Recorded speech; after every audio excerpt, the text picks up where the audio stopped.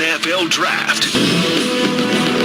Dorian Oka, former Jets GM and Dolphins Executive Vice President Mike Tannenbaum, Ian Fitzsimmons, Chris Canty with you here in Nashville, just minutes away from officially kicking off the second round of the NFL Draft here in the Music City as we get ready for day number 2, which gives us 2 rounds, 7 minutes per pick in the second round, 5 per pick in the third. What's the biggest storyline, Mike Tannenbaum? Unfortunately, it's this story with Tyreek Hill, wide receiver, Kansas City Chiefs, that's still evolving right now. Sounds like the criminal investigation has been reopened. The league can certainly weigh in, and they can place him on the exempt commissioners list, which would make him ineligible to play for the Kansas City Chiefs. Kansas City sitting here with picks at 61, 63, 92. If I'm the Kansas City Chiefs, Andy Reid, Brett Veach, I'm closely looking at that wide receiver board. Tyreek Hill's eligibility is clearly up in the air right now.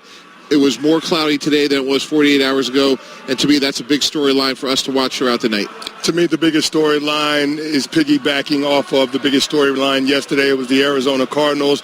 Yesterday it was about who they're adding to their quarterback's room. They drafted Kyler Murray with the first overall pick. Today it's about where are they trading Josh Rosen, because I think the organization is committed to moving on from him and allowing this marriage between Cliff Kingsbury and Kyler Murray to go on without any types of distractions. Yeah, the reality is it feels like, Ian, no matter who is taken, no matter where they end up, wherever Rosen ends up, that's the kicker will be for me. the biggest story of the night. Without question, to me, that is it. Because I said it 15 times yesterday. I said it 100 times leading into the draft. I'm a Josh Rosen guy. I would have taken Quinnen Williams number 1 overall and stuck with Rosen. But when you went with and hired Coach Bra, Cliff Kingsbury, and you bring in the air raid offense and a guy that he's been recruiting for 7 years in Kyler Murray, Rosen was out. Now that chip on his shoulder has become a boulder. Yeah. But the question is, does he use it and harness that anger and energy and go to another team and just work that much harder to get better? Or does he sulk?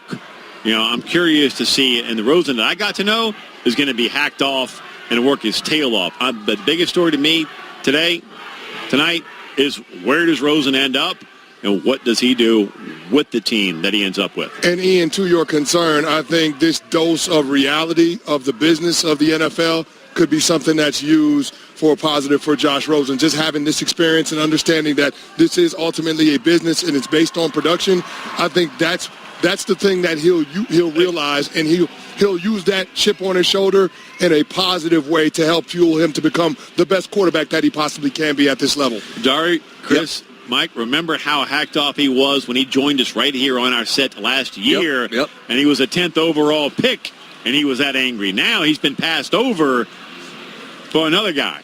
But he's fighting for his career mortality. I think that's the difference between where he was last year as a top 10 pick and where he is this year. An interesting tweet just a little bit ago from Adam Schefter, of course, ESPN insider, that if Drew Lock out of Missouri is on the board at 48 when Miami is scheduled to pick, they may be making that choice between Drew Lock or making a deal for Josh Rosen. It could come down to a Lock-Rosen decision. More on that in just a moment.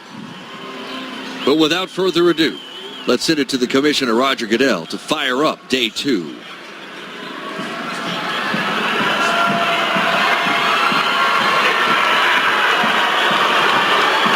To Tim McGraw. Good evening. Welcome to night 2 of the 2019 NFL Draft. More than 200,000 fans were here with us last night. Thank you for your passion. You're incredible, Nashville. So tonight we'll have dozens of legends and current players announcing our draft choices. And in the meantime, we have 2 Nashville icons to help kick things off tonight.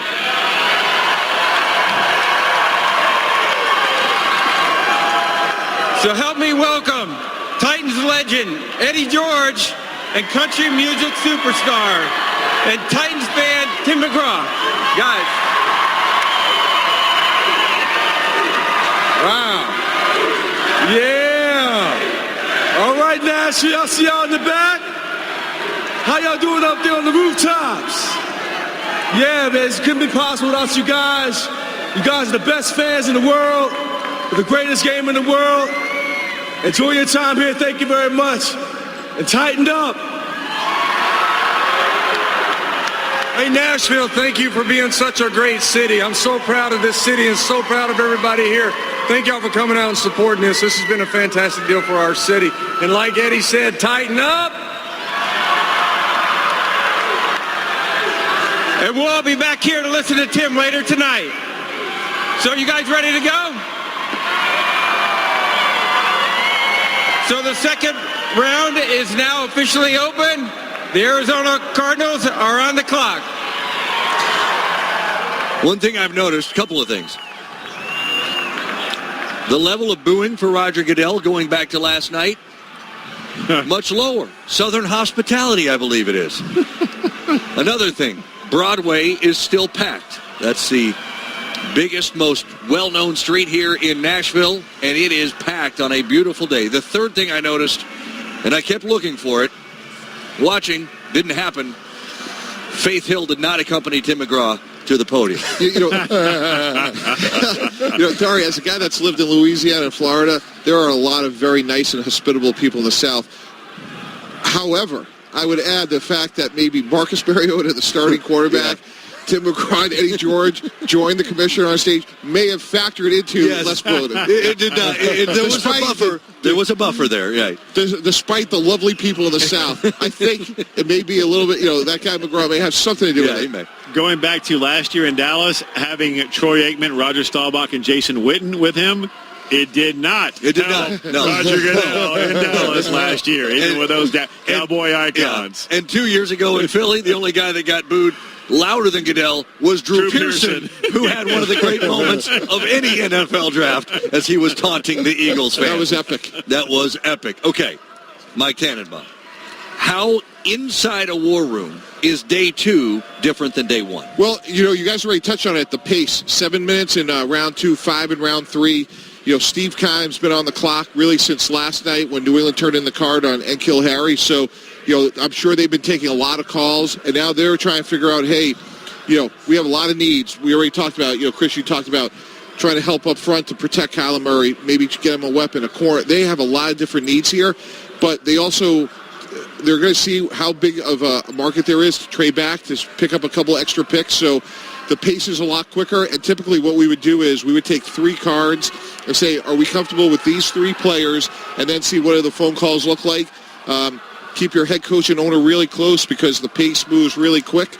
And the other thing, too, is, we try to keep the room close from a standpoint of, hey, can we try to trade back up?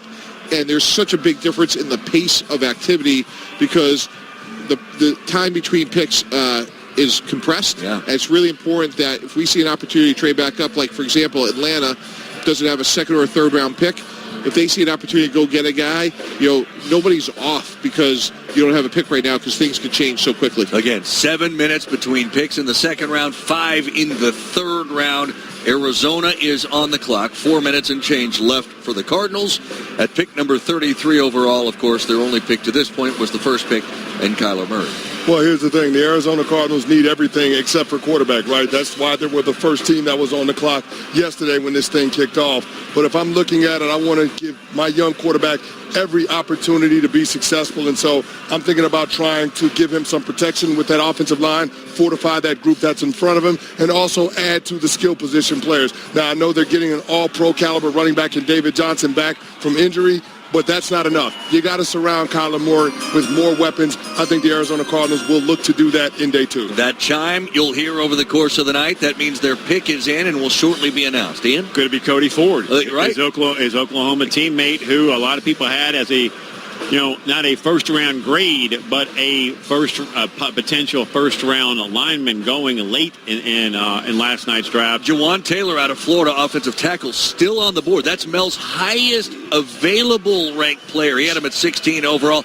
There are questions, I get it, about Jawan Taylor. Including medical, Dari, and I think that's a big factor why he's still on the board. We will find out here in just a few moments. Again, when you look at Mel's best available on the board, Jawan Taylor, offensive tackle, Florida I saw a shot of him still in the green room. He's still in town. Drew Lock, who will not go here to the Cardinals, obviously. Cody Ford, Oklahoma offensive lineman. Then you've got out of Washington, Byron Murphy, and then an offensive lineman out of Texas A&M, Eric McCoy, who you mentioned earlier as likely a very safe pick. It's for somebody tonight. But the pick is in for the Arizona Cardinals, and in just a few moments, we're going to send it out. Legends from the teams will be making the picks, announcing the picks here, starting with Arizona and former Cardinal Carlos Dansby.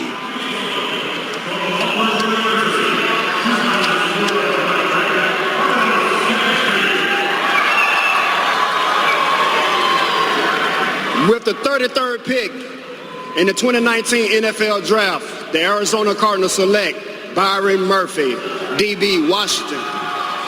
Mel Kiper Jr.'s player profile.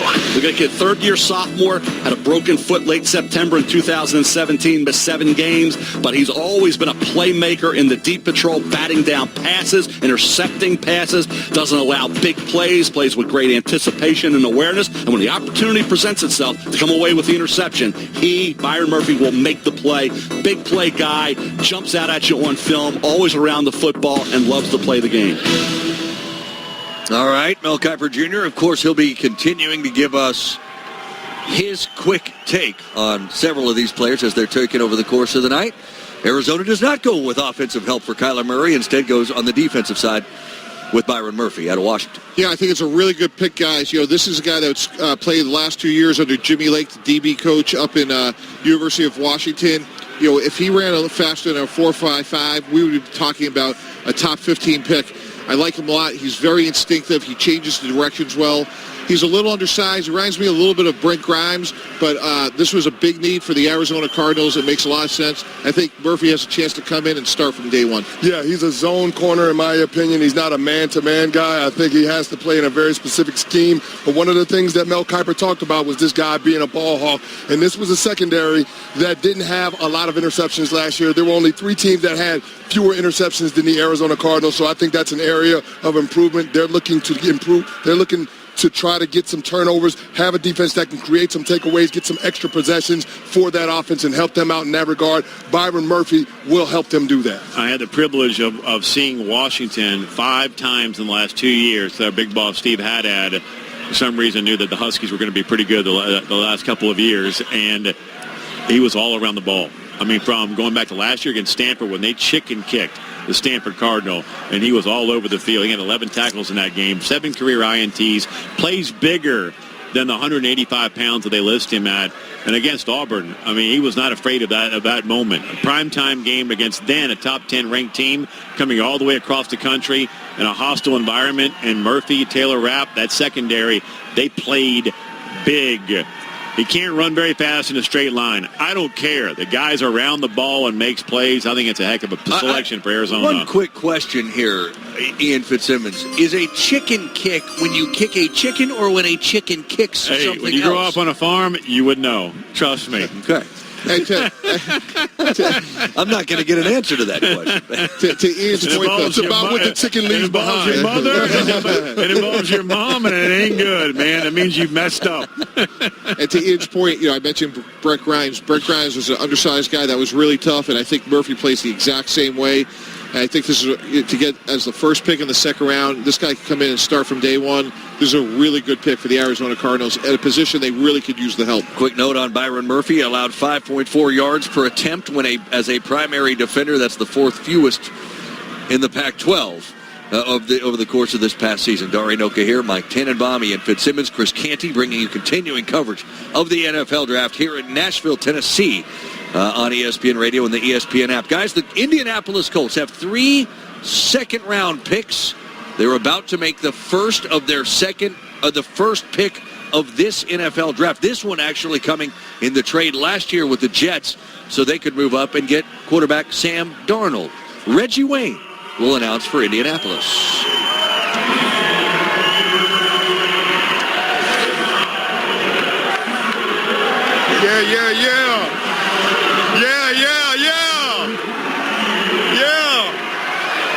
Putting all y'all AFC South teams on notice. We're back. We are back. I know you're not born. Come on, Tennessee. Y'all done played the Colts 20 times in 10 years, and you done won 3 games. Stop it. Stop it. Listen. With the 34th pick in the 2019 NFL Draft, the Indianapolis Colts select Rock Ya-Sin, DB, Temple. Let's go. All right, Reggie Wayne playing the part of Drew Pearson then, riling up the locals as a rival. And that Colt-Titan rivalry, not quite what Dallas and Philadelphia is, of course. But the pick is in, and it is Rock Ya-Sin, the wrestler turned cornerback from Temple. Now, you talked about earlier, Greedy Williams maybe being afraid of contact. Rock Ya-Sin, not the case. What an unbelievable story. A year ago, Rock Ya-Sin is playing at Presbyterian. They disband the program. He's able to transfer to Temple. He had an unbelievable year. This guy reminds me of Tre'Davious White. He's tough. He's physical. He doesn't have that elite time speed, but he can play man-to-man. I saw him play live against Boston College. Some questions about how he plays the ball when his back's to the line of scrimmage. But when you look at the Indianapolis Colts and who they have at corner with Pierre Desser, that Rock Ya-Sin could come in and certainly start and be paired with him. So this is a guy that the athletic ability that he has right now, Indy doesn't have in their secondary. I think this is a really good pick. And it's interesting that the first 2 picks of the second round are corners when we went the whole 32 picks and only one corner went. And, Chris, you talked about that earlier, but it's the state of our game. And not seeing those corners go last night and now quickly turn around and see them then go so fast tonight. Yeah, this is a team that's trying to take the next step. They have championship aspirations, and then we saw what happened to them when they went into Arrowhead in that wild card round last year. In the divisional round last year after they got out of the wild card round, beating the Houston Texans on the road. But if you looked at what they did last year, they tried to fortify that offensive line to protect Andrew Luck, make sure that they keep him upright, and that paid dividends. Now it's about fixing the other side of the ball, because if you're going to win a championship, you got to play pretty good defense, especially when we get into January. I think the area of need for that Colts defense was on the back end, so I love the pick in Rock Ya-Sin. So at the Senior Bowl, the only guy that could cover Hunter Renfrow, who won't go to like the 5th round because he's not very tall and not very fast, the howdy-doody wide receiver out of Clemson was Rock Ya-Sin. That was it. I mean, and Renfrow was torching everyone out there. The man out of Temple was the only guy that could stay with him. You heard a chime. The Oakland Raiders were on the clock, but are no more. Our first trade of the day has just taken place. Jacksonville moves up 3 spots and gives up a 4th rounder and a 7th round pick. They actually swap 4th round picks, and then Jacksonville chips in another 7th to move up. So it is the Jaguars pick that is moments from being announced. It will be announced by Kevin Hardy as we send you back to the podium.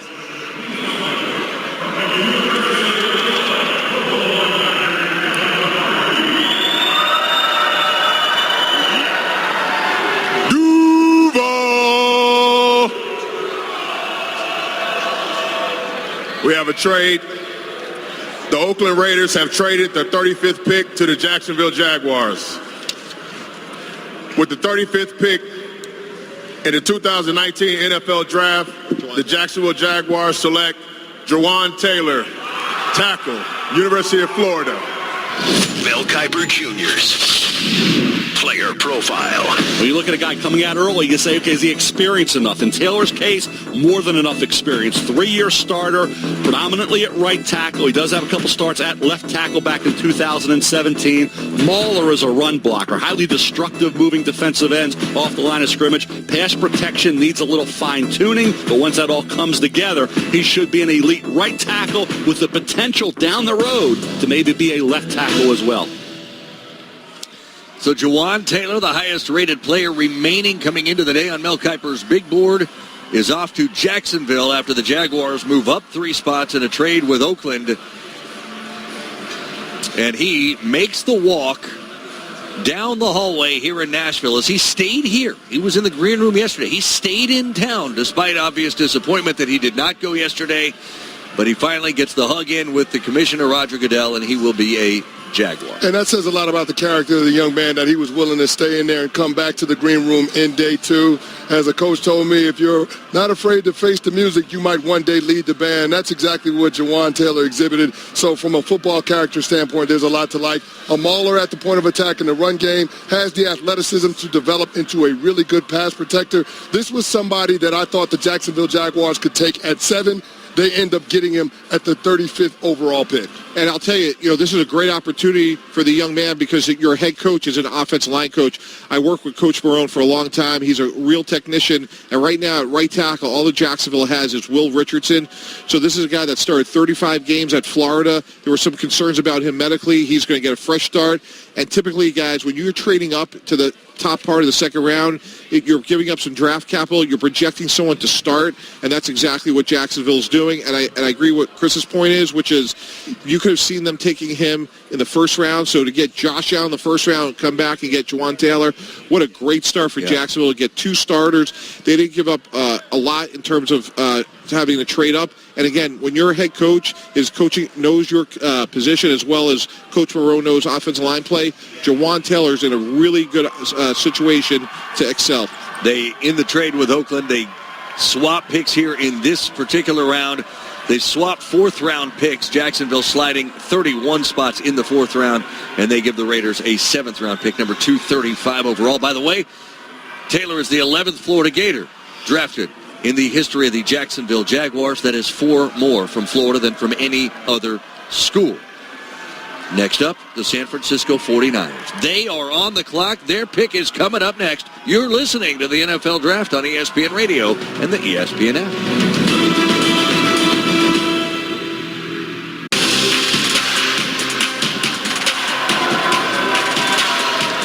Nashville. Hey guys, if you could give me a moment, please.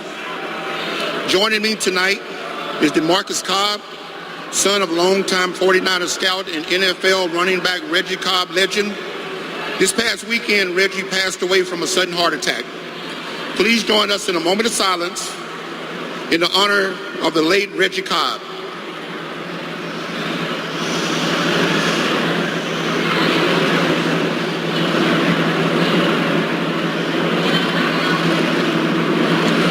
In honor of Reggie Cobb and DeMarcus, I'm going to give him the opportunity to introduce the 49ers' 36th pick of the 2019 NFL Draft.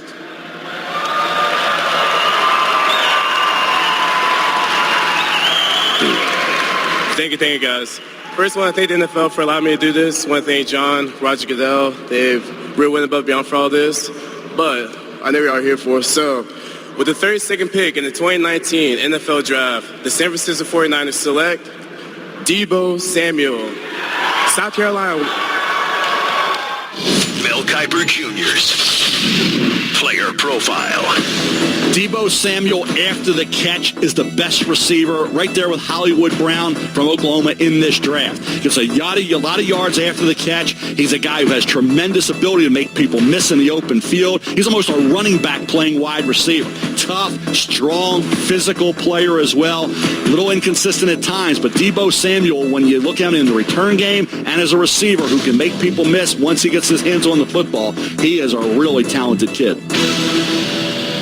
Niners fans get excited for Deebo Samuel, who, in addition to his wide receiving abilities, tied an SEC record, set a South Carolina record with 4 career kickoff return touchdowns.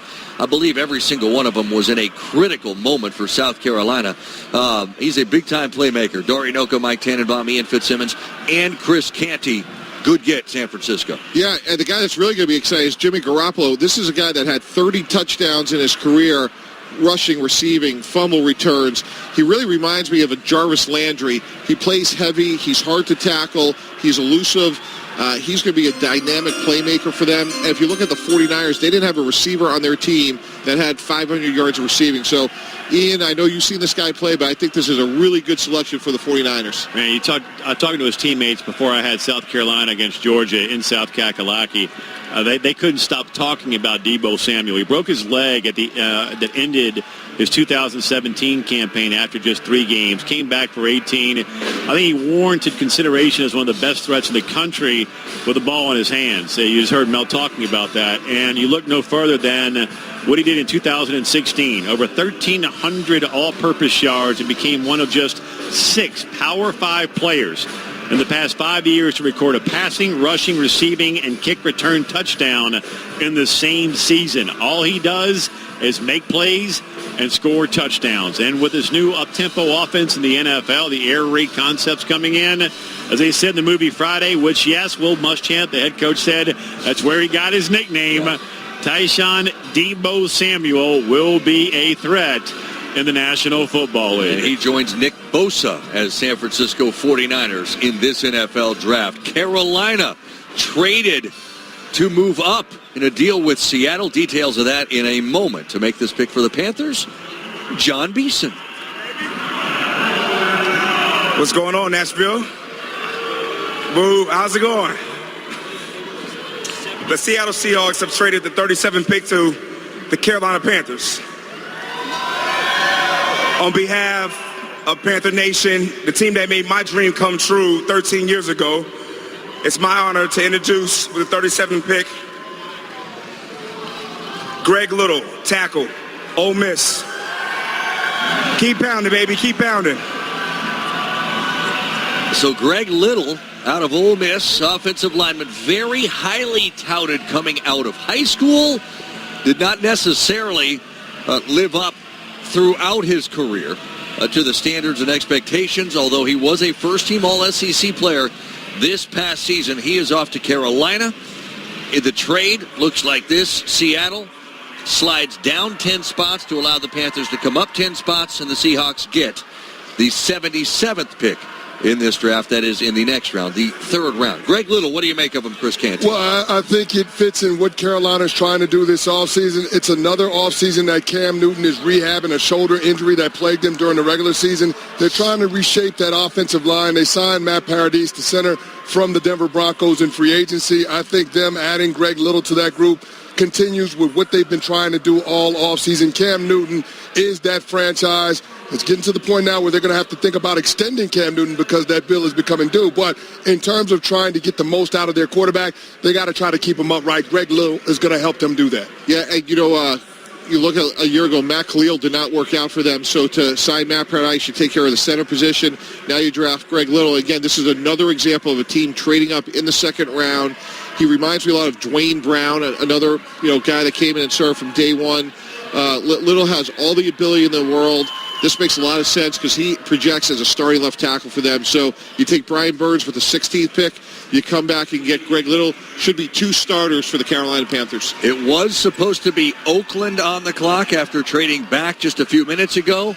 They traded back again, just 2 spots. Who did Buffalo make a move up to grab? You're going to find that out next. This is the NFL Draft on ESPN Radio and the ESPN app. This is the NFL Draft on ESPN Radio. You are on the clock. You are on the clock. You're on the clock. You're on the clock. You are on the clock.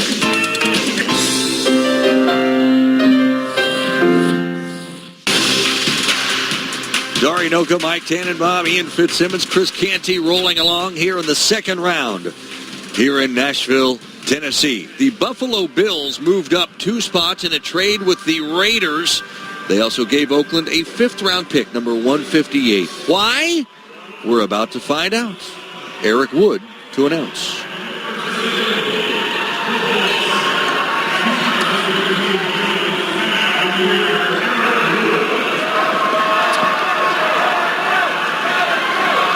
The Oakland Raiders have traded the 38th pick to the Buffalo Bills. With the 38th pick in the 2019 NFL Draft, the Buffalo Bills select Cody Ford, tackle, Oklahoma. Mel Kiper Jr.'s Player profile.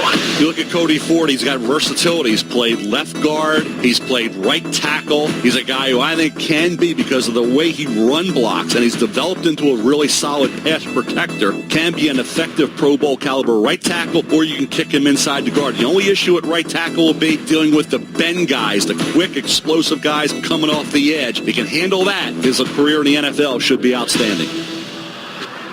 Well, we saw Buffalo yesterday in round one go defense with Ed Oliver. Now we see them helping protect their quarterback, Josh Allen. And that makes the most sense, right? Being able to get a guy that can give you that bookends. A couple of years ago, they went and got Deion Dawkins out of Temple to be their left tackle. He was the one that supplanted Cordy Glenn, made him expendable. Now coming back and getting the guy to go opposite of him in Cody Ford makes all the sense in the world, because you got to protect Josh Allen, and in order to get more productivity out of your passing game. You were 31st in passing offense in the National Football League. The Buffalo Bills have to change that if they want to change their fortunes and be a more competitive team in the AFC East.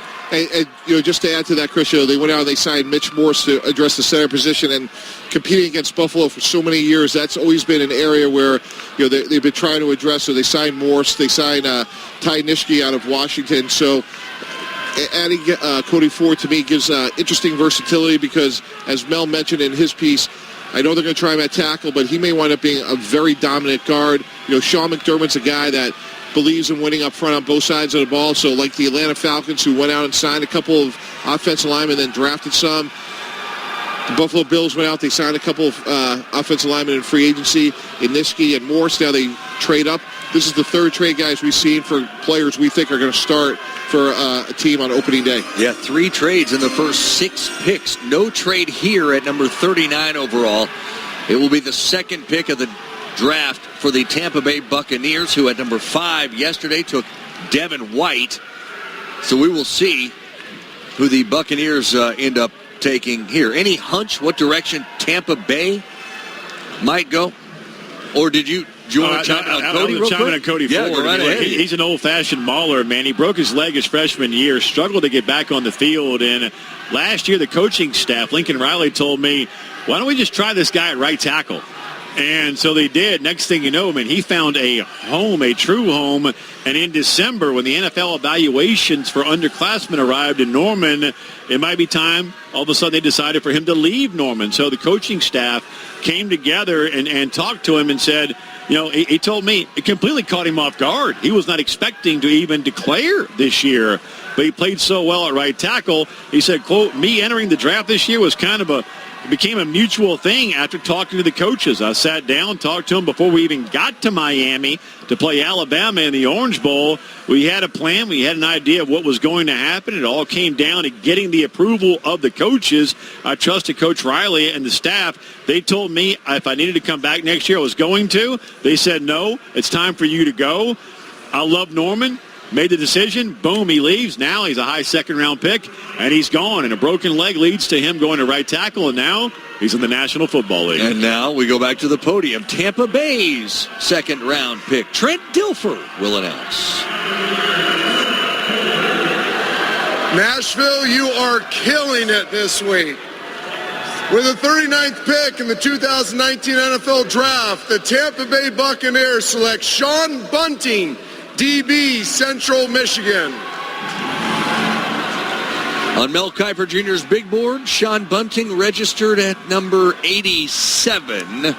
He goes number 39 to Tampa Bay. A first-team All-MAC performer, 37 tackles, 3 of those for loss, 2 picks, couple of forced fumbles for the Chippewas of Central Michigan a year ago. They've gone defense, Devin White at linebacker, and Sean Bunting at cornerback. Yeah, Dari, this pick makes a lot of sense. Tampa Bay really struggled at the corner position a year ago. It was a big need for them. There's a lot of uncertainty in terms of who's going to come back and play. Vernon Hargreaves is a first-round pick that didn't work out. I think Bunting's a really interesting guy because he's a guy that has a lot of man-to-man skills. He has 9 career picks, 6 feet. I think he has interesting length. So I know some people feel like he's a little overdrafted here, but again, this is a guy, like a lot of the other picks we've already seen, guys, there's a direct path for this guy to start on opening day. And to get a guy that's 6 feet, 195 with good long arms and good ball skills, it's a great pick for them because this is where the board and the need mesh. Yeah, he doesn't play up to his potential. Tremendous physical gifts, but they haven't been able to realize his ceiling yet. And Coach, Mike, you mentioned it. There's a lot of young guys in that Tampa Bay Buccaneers secondary. You talked about Vernon Hargreaves, Carlton Davis, Ryan Smith. And so they're looking for guys to come in and compete day one for one of those jobs opposite of Vernon Hargreaves. Nobody's been busier on this second day to this point than the Oakland Raiders, who have already traded down twice. In the process, by the way, Oakland has gotten a 5th-round pick.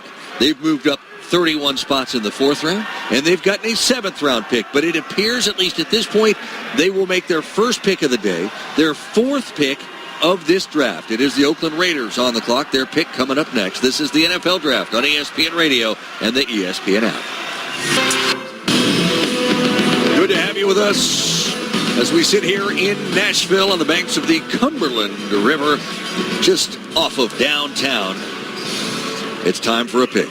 The Oakland Raiders have traded down twice. Here's their first pick of day number 2. Charles Woodson and Shane Lechler to announce.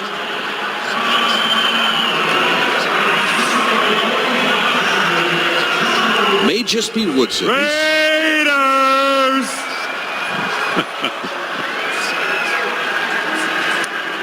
All right, now hold on.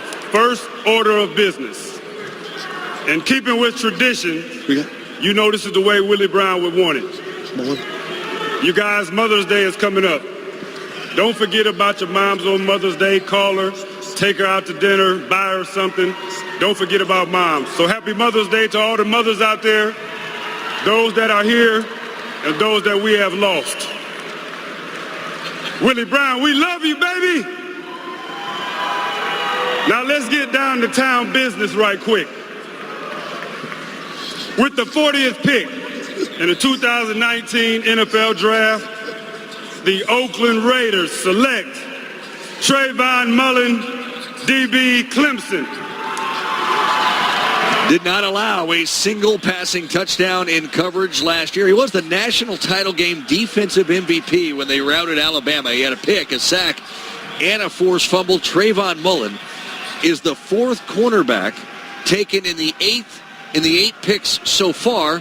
There have been 4 corners, 3 offensive linemen, and Deebo Samuel at wide receiver as we welcome you back. Of course, continuing coverage here in Nashville. Darian Oka, former Jets general manager, and Dolphins executive vice president Mike Tannenbaum alongside Ian Fitzsimmons and Chris Canty. So Oakland moves back twice, accumulates a few more picks later in this draft, and they take a cornerback. Yeah, and Trayvon Mullen, this guy, here's somebody else that projects to come in and start. He really reminds me of a guy that we drafted in Miami, same school, Cordell Tankersley. He's long, he could run. Some questions about whether or not he can change direction, great. But this guy has prototypical size and speed, good arm length, can play the ball when he can find it. So given what they have in the secondary right now, and you go back to last night taking Jonathan Abraham from Mississippi State and Carl Joseph at safety, they feel pretty good about that. Now they can come back and draft Mullen, who should come in on day one and be a starter at corner. And Mike, as a general manager, you always try to construct your roster to compete with the teams in your division. If you look at the Kansas City Chiefs and the Los Angeles Chargers, they're going to throw the ball all over the yard. You can't have enough good corners, and I think Trayvon Mullen has the ability to develop into one of those corners that can be a key contributor in slowing down those passing attacks. So I love the pick by Mike Mayock and John Gruden. I had the Alabama sideline for the national championship game, and he made so many plays in that game. The early pick against Tua Tagovailoa, he had a big sack against Tua in the second quarter, and offensive coaches for the Alabama Crimson Tide being behind the bench were going, can somebody please find number 1 and just handle him? Man, that's how all over the field he was. And I asked Dabo Swinney, head coach at Clemson, earlier this week, the very wealthy coach now at Clemson. 10 years and $93 million will do that. Yes. That'll do it. Wow. I asked him, what is it about your guys? Because, look, we haven't even gotten to Trey Lamar yet, who's going to be drafted either in the 2nd or 3rd round, the linebacker out of Clemson. What is it about your guys that are great players and people that you're putting into the National Football League year in and year out? And he told me it's our culture. We evaluate well and recruit guys that fit and align with the culture and core values of our program. We develop our players as people. We work hard to nurture leadership, team and accountability. If you can't do that, you don't belong here. We will never have the top recruiting class, but it's all about fit with the player and the person, and that man that was just selected embodies exactly what Dabo Swinney is preaching at Clemson. And that is the 4th pick of the draft for the Oakland Raiders, Trayvon Mullen, cornerback out of Clemson. Denver, you heard the chime? It's the Broncos with a pick in. It will be their 2nd pick of this draft. Yesterday, they took tight end out of Iowa, Noah Fant. I keep waiting. Drew Lock remains out there. Could this be the spot, potentially? Does John Elway look at Drew Lock here? They obviously didn't yesterday. Joe Flacco is their guy right now. Any shot? Really interesting to see what the Broncos do here. Also keep in mind the rumors about Chris Harris wanting to get a deal done. Denver Broncos potentially shopping him at some point this weekend as well. So it'd be really interesting to see if they look to try to find a replacement for him before they decide to make a decision on whether or not they're going to pay him or trade him. You know, that's a possibility. And also I thought maybe a receiver, when you look at Emmanuel Sanders coming off the Achilles injury, losing Demaryius Thomas. Ian, any other thoughts on that? I'm going O-line with your guy, either Eric McCoy or Dalton Reisner, you know, a 3-time captain at Kansas State, to protect an older quarterback in Joe Flacco. Just for the record, McCoy is my guy. So on the 33rd team, he's my starting center. He's your guy. Al Wilson will announce Denver's pick here. Oh, what a player at What's up, Tennessee. Nashville? What's up, Nashville? It's your boy. I'm here, baby. How about them Vols? How about them Broncos? Much love. With the 41st pick in the 2019 NFL Draft, the Denver Broncos select Dalton Reisner, Kansas State. Mel Kiper Jr.'s player profile. Here's a right tackle, guard, center prospect. Because of the physicality he plays the game with, fierce competitor, finishes blocks, loves to play the game. Dalton Reisner was as consistent an offensive tackle as you saw in college football this past year, and he presents the versatility to play 3 positions, whether it be right tackle, guard, or center at the pro level. So Denver takes Dalton Reisner. Cincinnati was on the clock. However, there's been a trade. And it's Denver right back on the clock. I'll tell you what, tipping a cap to our colleague Ian here, who absolutely nailed Dalton Reisner. But again, going back to the theme of the night so far, guys, top half of the second round, players that can start. Denver lost 3 offensive linemen. They lost Matt Paradis. They lost Billy Turner. They lost Max Garcia. As Mel alluded to, this guy is 50-game starter at Kansas State. He has a lot of versatility. He's maybe not the most elite athlete, but they're going to find a place for Dalton Reisner to come in and start. You're adding a lot of toughness to your team. I think this pick makes a lot of sense. And again, you lost 3 stars in the offensive line. You now addressed one of them. And, Mike, I think that place for Dalton Reisner will be right guard. They signed Jawan James in free agency. He's going to slide in and play right tackle. They already have Garrett Bowles, a former first-round pick, at left tackle. I think Dalton Reisner, because he's not the elite athlete, because he's not great in space, he doesn't have the feet that we like to see from those prototypical tackles, those dancing bears. They'll put him inside, less space in there, and you can let his dominant traits shine because this guy is a nasty mauler at the point of attack. Hey, Ian, real quick, you nailed that pick. Have a little mini Mr. Goodbar. Baby. Hey, well done by you. Underrated right here, the underrated candy bar. That's a rare 3-time captain. I mean, you don't see very many 3-time captains at that level in college football. And you described in the exact same way as not one but 2 Big 12 defensive coordinators used that same word, mauler, to me in describing Dalton Reisner. They said he has pass blocking, great sets, leverage with quick hands, solid punch, run blocking, they said, is when he takes it to a whole nother level. And in the community, he would take 1 day a week and go to a children's hospital, a children's cancer hospital, and visit with kids. And it would bring him to tears whenever he would come back and a kid would be no longer there that he had gotten to know. And we all know why the child was no longer there.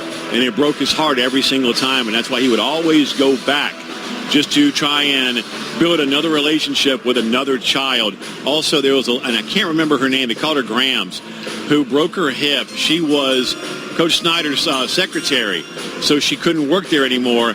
What does Dalton Reisner do? Also, once a week, goes to Grams' house, takes her out to lunch once a week, every single week. That's the kind of guy you're getting in your community. But on the field, as Chris, you've talked about a lot, you put the helmet on, personality changes. He's an absolute mauler and a 3-time captain. Ian Fitzsimmons right there. Chris Canty, Mike Tannenbaum, Dory Noka with you here in Nashville. So Denver takes Dalton Reisner out of Kansas State. Their 2 picks, Noah Fant and Dalton Reisner. And again, they turn right around, move up 10 spots in a deal with Cincinnati, giving the Bengals a 4th-round pick at number 125 and a 6th-round pick at number 182. So now, where do they look? Well, it's interesting, just to go back on what Ian was saying, too, like, you have a defensive coach in Vic Fangio, and what is Reisner's dominant trait, toughness? You go back 2 picks earlier, you have a defensive coach in Sean McDermott. They take Cody Ford, dominant trait, toughness. So you have defensive head coaches trying to get a tougher team. This will be interesting. Is this the pick where, now that Denver's back on the clock, is this going to be the heir apparent to Joe Flacco? Drew Lock still on the clock, trading back up, maybe get it to heir apparent. Could all line up for Denver here, so it'll be interesting to see who they pick. John Elway's been trying to find a quarterback for some time now, and he's swung and missed a lot. But, Drew Lock is one of those guys that has the potential to develop into a Pro Bowl caliber quarterback. It's just a matter of whether or not the Broncos is the right culture to help him realize his ceiling. It's the one thing I worry about with him. We'll find out. Going back to Reisner. Yeah. One reason I knew that he was going to Denver is when he told me, I said, hey, what teams have you visited? The one team that he really talked about was Denver, and he said, look, man, I got to meet John Bleepin Elway. That's a milestone. If I end up in Denver, I'm playing for John Elway. Whoever would have dreamed as a kid that you're playing for John Elway, that was one of the reasons I thought, it was more hope for him. But now what do you do? Any linebacker, in the quarterback spot, as you mentioned, he's missed it so many times. Does he get it right here? Right. We do, go ahead. I was going to say, could this be the Kansas City model where we bring in Joe Flacco, the veteran guy like an Alex Smith, drafted Drew Lock behind him, gets to sit for a year like Patrick Mahomes, win for today and develop for tomorrow? Maybe it all lines up here in Denver. Well, we're going to find out in seconds. And what if it is Lock? How does that impact the Rosen situation now, if you're Miami potential? Who knows? We're going to find out first. Call. Let's see.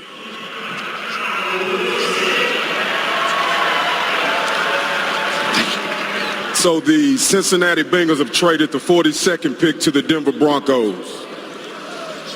And with the 42nd pick in the 2019 NFL Draft, the Denver Broncos select Drew Lock. Mel Kiper Jr.'s player profile. Got a call from an NFL GM 2 years ago that said Drew Lock had the best arm in college football, rivaling even Josh Allen when Josh was at Wyoming. That was Drew Lock. Inconsistent accuracy at times, but that improved midway through into the latter portion of the season. The game at Florida really made him what he is right now in terms of an elite prospect. 75% completion percentage against Florida, 3 touchdowns, no picks after he had struggled the previous week against Kentucky. What he needs to do is be consistent with decision-making, consistent with accuracy. There's some throws, some deep throws would go out of bounds. You think about a guy who did get better as his career went along, really emerged late in the season, got that ability to beat the top 25 teams when he beat Florida, finally got that win after being 0-9 up till that. Drew Lock's howitzer for an arm is the reason why he's so highly regarded. Finally, Drew Lock is off the board as Ian eats the mini Mr. Goodbar across from me. Did I just earn one? Yeah. You got enough in front of you. I see like 5 of them right there. There you go, so Mike. Drew Lock, there he goes. We now know. Got through it like where Drew he is. Lock. He's not still here. No, you didn't. That was inaccurate. Well, that's the point. I think that's Hey, exactly whoa, what it whoa, was. Thank you. Only against better competition. Okay. Let you tell it. My All former right. teammate Joe Flacco's got to be thrilled. This is I say that sarcastically this because he gets traded. Second year in a row that his team drafts a rookie quarterback. But if you're Joe Flacco and you're worried about Drew Lock, then you got a problem. If you're Joe Flacco, Joe Flacco should be nurturing and mentoring Drew Lock for the future. And Joe Flacco is going to be the starter on opening day. I've been a huge Drew Lock fan throughout this whole process. 46 games started in the SEC. Very good athlete. I think he has a chance when it's all said and done to be the best quarterback of this draft class. Detroit now. Oh, Boomer Billy Sims to make the announcement. Good. Thank you. Thank you, Nashville. You guys put on a great show, for sure. Go Lions! With the 43rd pick, the Detroit Lions 2019 draft pick, Jelani Tavai, University of Hawaii. Jelani Tavai, linebacker, Hawaii, as I watch Lions fans dance in the streets. Thanks for having us here. Only because the camera's there. I'm sorry. I'm looking at our engineer, Al Rosenberg, diehard Lions fan. It's Jelani Tavai, Al. Okay. Hands are in the air saying, what? Number 137 on Mel's big board, which means there is a 96-spot difference. No, my math is bad. 94-spot difference between selection number and big board number. That doesn't mean everything. Al, you're not going to find him on that piece of paper. Jelani Tavai to the Lions. Yeah, here's why it makes sense, and I appreciate our Lions fan here. He wants to get up and leave us all right now and go throw up in the bathroom outside. Jelani Tavai, I actually saw him play live against Army early in the season. The one thing he has is versatility. He played outside. He reminds me a little bit of Anthony Walker. I think they're going to try to play more inside on the next level. And for Matt Patricia, the way he plays defense, versatility is really important. He's 6'2", 250 pounds. He's athletic. He hurt his shoulder. He played for 6 different coordinators at Hawaii. And I think he's a guy that, knowing the way Matt Patricia wants to play defense, he has a high motor. He has toughness. I project him to go inside. It'll be interesting to see. But if he didn't get hurt, I think other teams would have been talking about him in the second round. Yeah, I think he's got some thump to his game, too. Reminds you a little bit of Brandon Spikes, a guy that played in the SEC. He can come downhill in a hurry. Of course, he's scheme diverse. He can play inside. He can play outside. So I think that versatility and that toughness is exactly what you're looking for. It puts you in the mold of somebody that the New England Patriots would be looking for. Al, don't worry. The Lions have another pick 45 spots from now. It'll all get better for you. And maybe this works out. Maybe this works out. The reactions are, frankly, because he was so far off the board at this particular point in the draft by most. But now he's a Lion. You're looking at me, Darren. I don't know. I have absolutely nothing for you. I'm looking for Zero. a candy bar, Ian. Well, I would say just try and move it forward here, guys, to Green Bay. Yeah, go ahead. I was going to say, don't they have to go offense and help Aaron Rodgers? First 2 picks last year, defense. First 2 picks this year, defense. Don't they have to help their quarterback? James Lofton about to tell us who it is. All right. Now, this is going to be simple, and it's going to be so much fun. It's the easiest team cheer. We need to do it. Go, Pack, go. Go, Pack, go. Go, Pack, go. Go, Pack, go. Go, Pack, go. Fantastic. With the 44th pick in the 2019 NFL Draft, the Green Bay Packers select Elton Jenkins, guard, Mississippi State. Go, Pack, go. Go, Pack, go. We will get into this in a moment. First, let's pause 10 seconds for station identification. You're listening to the NFL Draft on ESPN Radio and the ESPN app.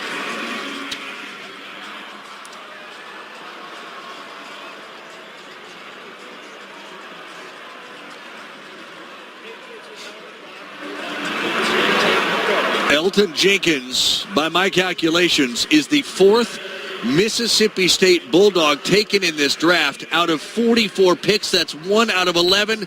Again, 9% of the picks in this draft have been Mississippi State Bulldogs. I don't know for sure, but I have never seen that happen. Actually, I do know for sure. It has never happened before. And talking to Dan Mullen, now head coach of Florida, and Joe Moorhead, current head coach of Mississippi State, about a lot of these guys. This is why I think Joe Moorhead was ready to hang up with me yesterday after about a 40-minute conversation because of all these players he has going in the draft. We haven't even gotten the Penn State guys yet. He said Elton Jenkins has played all across the line, from left tackle to right tackle. He said if you want an intelligent, athletic, mean bleeping center, then Jenkins is your man. Draft him. There you go, folks. That's what you just got. And Jenkins is the center of your football team. And we're seeing teams address the offensive line, not only in free agency, but in the draft as well. You talked about it with the Atlanta Falcons, and now we're seeing it again. Denver Broncos, the same situation. Green Bay Packers trying to help Aaron Rodgers out. This offseason has been about building on the defensive side of the ball, but they did sign Billy Turner from the Denver Broncos, and now being able to add Elton Jenkins into the fold, being able to help out with that interior of that offensive line makes a ton of sense. All right, there's been another trade here. Now, coming into the day, the New England Patriots had scheduled 5 picks, 2 seconds and 3 thirds. We're still working out the details of this trade, but they have made a trade with the team they beat in the Super Bowl, the Los Angeles Rams. So it is the Patriots that are currently on the clock right now at number 45. Again, the Rams trading down, the Patriots moving up. On paper, tight end is a huge need for this team. They lose 1, they lost 2, and Rob Gronkowski and Dwayne Allen. They signed Austin Seferian-Jenkins, but they could certainly use more help there. Obviously, try to get more help for Tom Brady. They signed Demaryius Thomas. We'll see how much he has left. They drafted N'Keal Harry, but tight end is a position they certainly could use. Irv Smith Jr.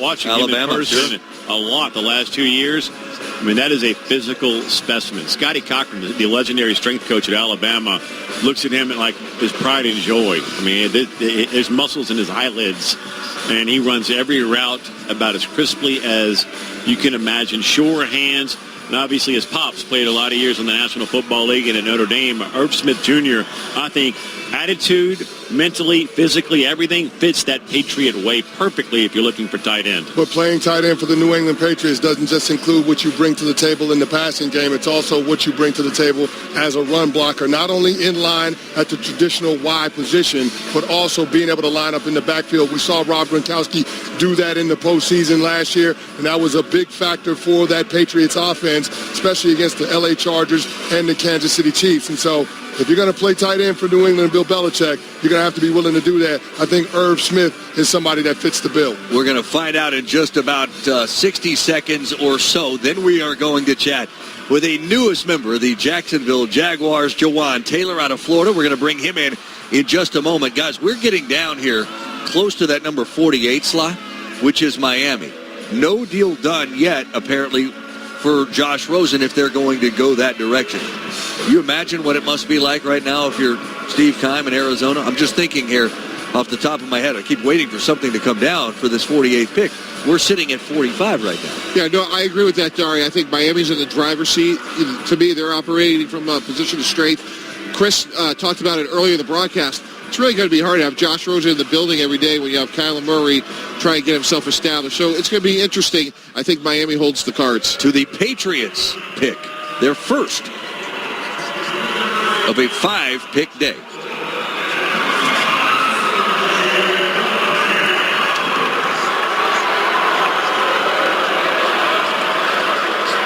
The Los Angeles Rams have traded the 45th pick to the New England Patriots.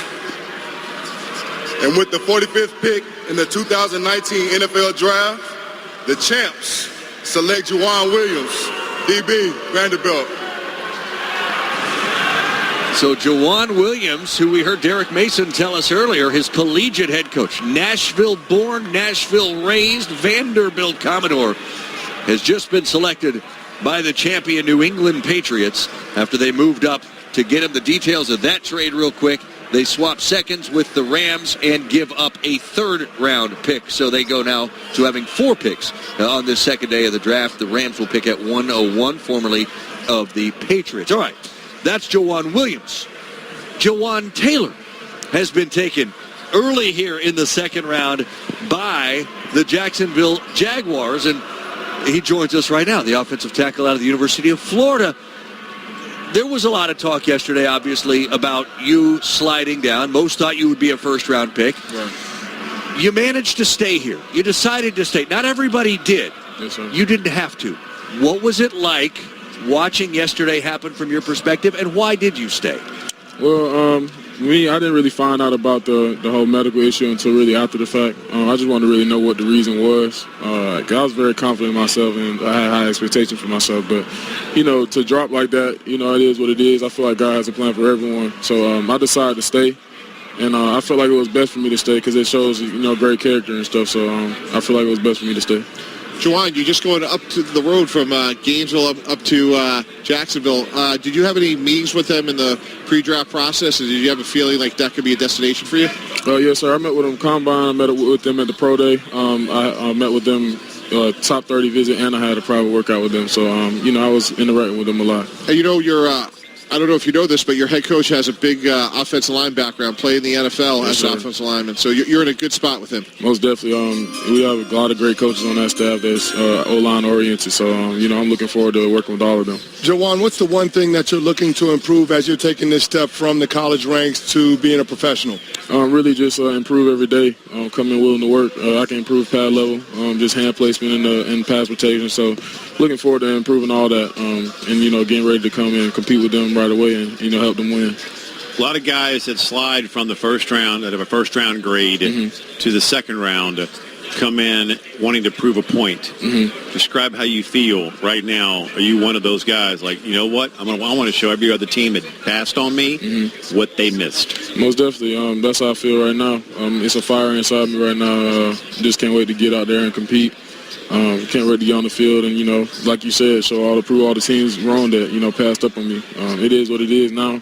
I'm happy to be a part of this organization. I'm ready to come up and win right away. I'm looking forward to it. Juwan, have you had conversations with Doug Marrone or Tom Coughlin about where they're going to start you out at on that offensive line? From where I know, when I took my visits, I know that they need help at the right tackle spot. So if that's where they want me to be at, wherever they want me to help them win and compete at, that's where I'm going to go.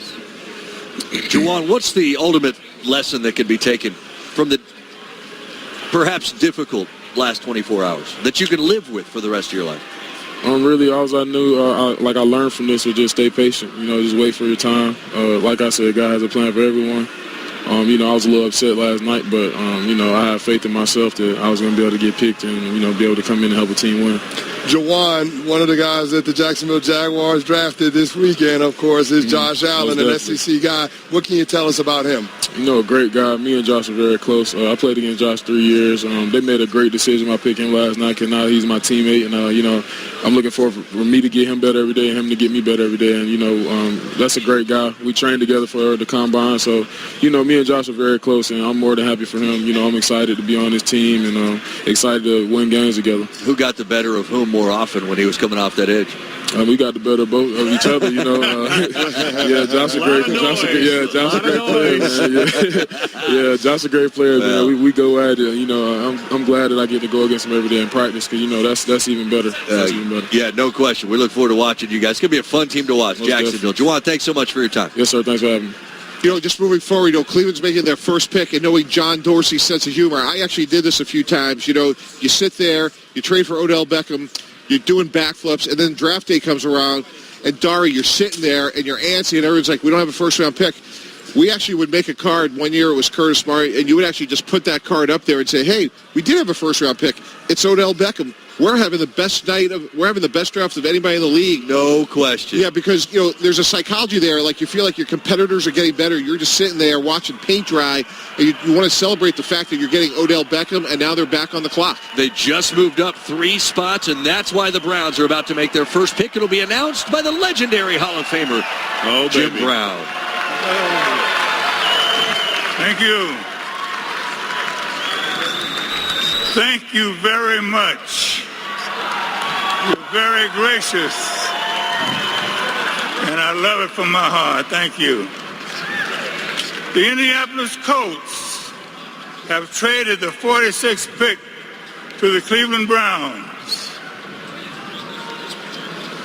With the 46 picks in 2013 NFL Draft, the Cleveland Browns select Greedy Williams. Mel Kiper Jr.'s Player Profile.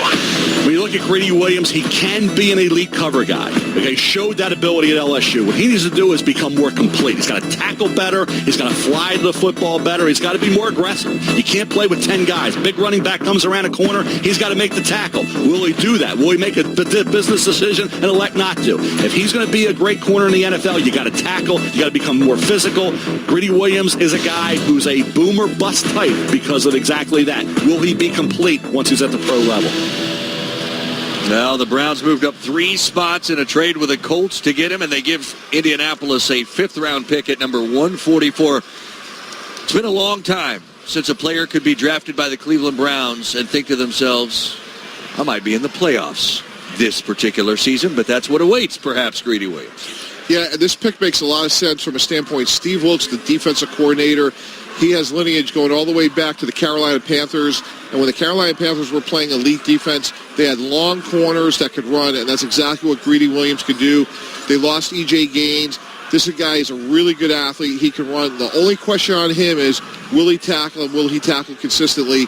And if they can get that out of him, they may have the steal of the entire draft to get Greedy Williams here in the second round, because athletically, he's as good as anybody. And Mike, knowing Steve Wilks, that's something he won't stand for. Greedy Williams is going to have to get involved in the run support, and he's going to have to change his mentality because Steve Wilks values physical play. Now, the area of need for that Cleveland Browns defense was the back end. Remember, they traded Jabril Peppers this offseason in that Odell Beckham Jr. deal. They did address the front by being able to sign Sheldon Richardson free agency and trading for Olivier Vernon. Now they're addressing the back end of that defense. They get a corner to go opposite of their outstanding second-year guy in Denzel Ward. The ability to want to tackle might be something Greedy Williams lacks. Confidence is something he does not lack. Listen to Greedy. The stats don't lie. Like I said, I'm the best. They know I'm the best. I can't compete with guys, who talk. That's my theory on it. I am the best. This is a man back in 2007 established himself as one of the nation's elite playmakers when it comes to just a ball-hawking corner. Finished with 6 INTs, tied for 3rd nationally, 17 passes defended, which was in the top 10 nationally. And that numbers, that supports his nickname Greedy, which he got, by the way, from his grandmother when she would babysit him and called him Greedy Dee. Well, the Dee got dropped. Greedy stuck, but at SEC Media Days this year, I went to Foster Moreau, who wears that cherished number 18 at LSU, which is the highest honor any current athlete playing football at LSU can have.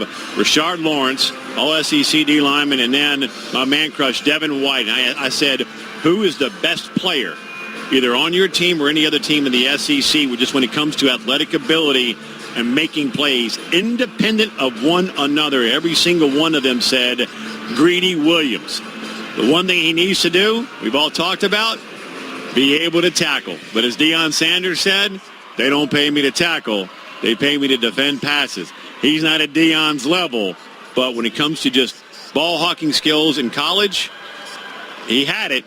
But when that physical aspect of it, that wasn't there. That's why he slid as far as he did out of the first round. Well, Ian, he'll get a chance to prove it opposite of Denzel Ward, because I'm pretty sure that opposing teams are going to target him in the passing game.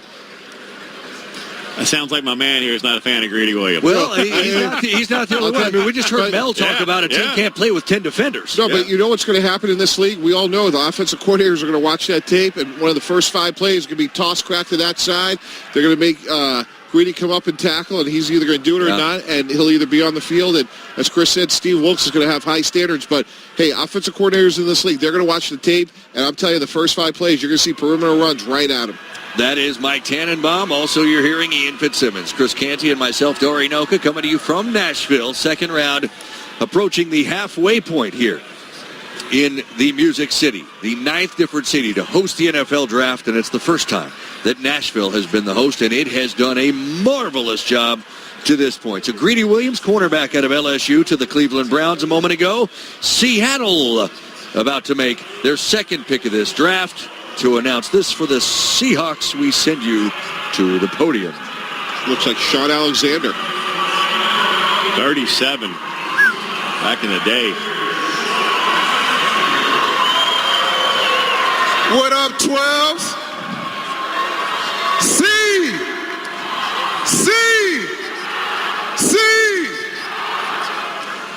The NFL is proud to support St. Jude's Children's Research Hospital in its fight to end childhood cancer. Calm down, 12s, calm down. This year, the NFL Network, and Rich Eisen raised more than $500,000 to benefit St. Jude.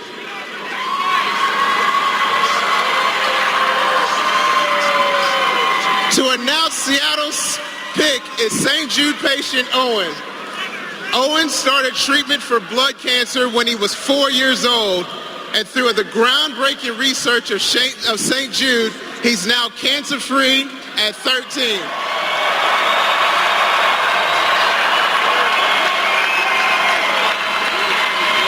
Owen, are you ready? Owen, finish the game. With the 47th pick in the 2019 NFL Draft, the Seattle Seahawks select Marquise Blair, DB, Utah. Marquise Blair goes number 47 overall to the Seattle Seahawks. He is the third Pac-12 player taken in this draft, and he is the second defensive player Seattle has taken. They took out of TCU L.J. Collier, defensive end, last night, and now Blair out of Utah. Yeah, again, guys, what's the theme of the night? First half of the second round, another projected star. This guy has range. He can run. Seattle lost Earl Thomas in the offseason. His game reminds me a little bit of Madu Williams, safety that played a few years ago. Yeah. Mm-hmm. He has range. He has toughness. Really fits the Pete Carroll sort of prototype when it comes to defensive back play. So to me, this is another example of a guy that was a little inconsistent at Utah, but he's going to come in. They lost Earl Thomas. He could come in and he could start. Correct myself, fifth Pac-12 player. The last two taken last night were also out of the Pac-12. All right, New Orleans has made a deal with Miami. So the Saints are now about to have their pick announced.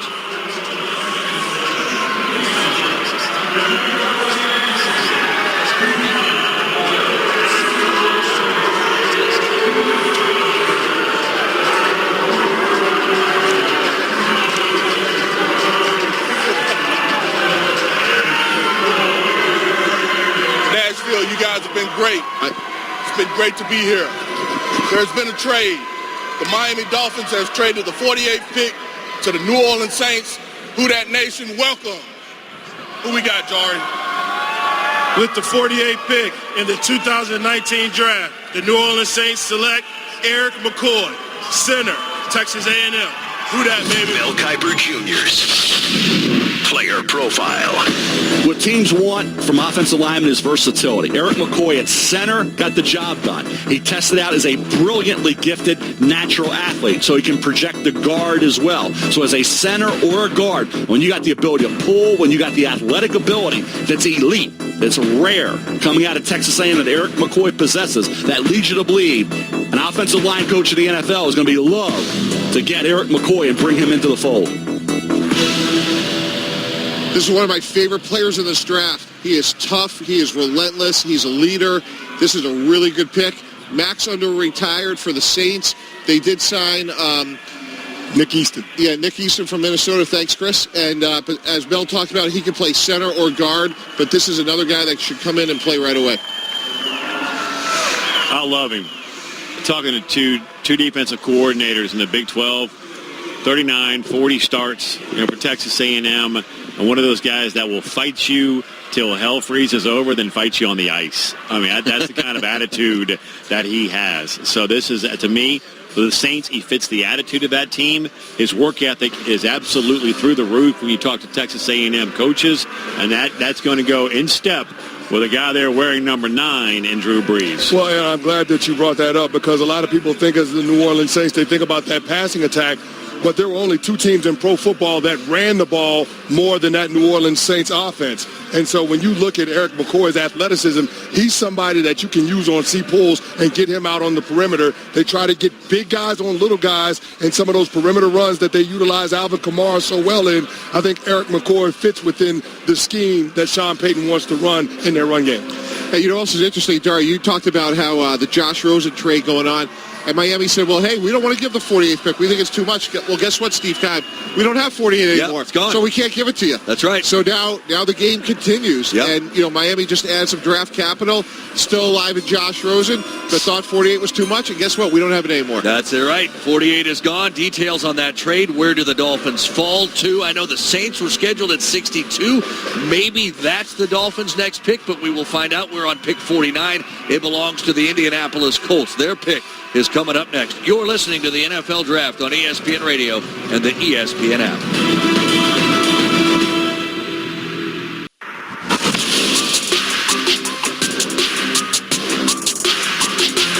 This is the NFL Draft on ESPN Radio and the ESPN app. We straight? We good? All right, because I got clips. I got heat. All right, we straight. With the 49th pick of the 2019 NFL Draft, the Indianapolis Colts select Ben Banogu, linebacker, TCU. Let's go, Colts Nation.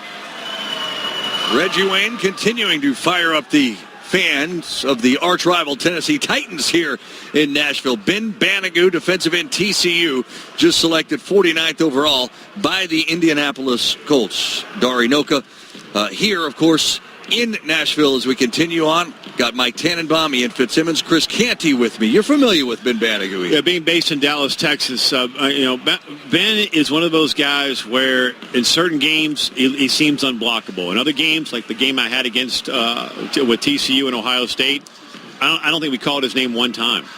Just completely disappeared. But when you talk to coaches at TCU, one of them told me, hey, when you stand next to him, you feel like you're standing next to Secretariat. I mean, he's got muscles literally. I mean, like in places that you shouldn't have them. Teams have been keying on him early. He said, so the numbers haven't been there. But he also, I was told by several offensive coaches in the Big 12, he plays upright, and they believe he's more of a project at the next level. So, again, I don't remember calling his name one time against Ohio State. And I do believe that the couple of offensive coaches in the Big 12 that I talked to about him being a project, guys, I think that's spot on. I mean, the ability is there, but plays very upright. Yeah, and if this was last year, he probably would have been a first-rounder. He had a much better year last year than he did this year, but he is explosive. He can get upfield. And if you look at the Indianapolis Colts, they really have to work on their pass rush. They signed Justin Houston, so this is another pick in the second round that you try to marry your board and your need, and this is a guy that should come in and play right away. The other thing about him is he had a broad jump of 11 feet 2 inches, which is a great measurement for explosion, and that's a really good number for a pass rusher. That's good enough to be the longest broad jump at the Combine since 2003. That's a span of 16 years, and his 40-inch vertical, Mike, was the best among all defensive linemen this year as well. How long are you jumping 40 inches right in a football game? Blocking a field goal. Okay, there you go. Pretty much special teams. I believe he's a project player and is a developmental type player. He's an athlete. Just I don't see it that high. Chance of skull going on here in Nashville right now as the Viking fans are about to hear their first pick of day number 2. They took the center out of NC State, Garrett Bradbury, yesterday. We are at pick number 50 of the Minnesota Vikings. It will be Hall of Famer Carl Eller announcing their choice.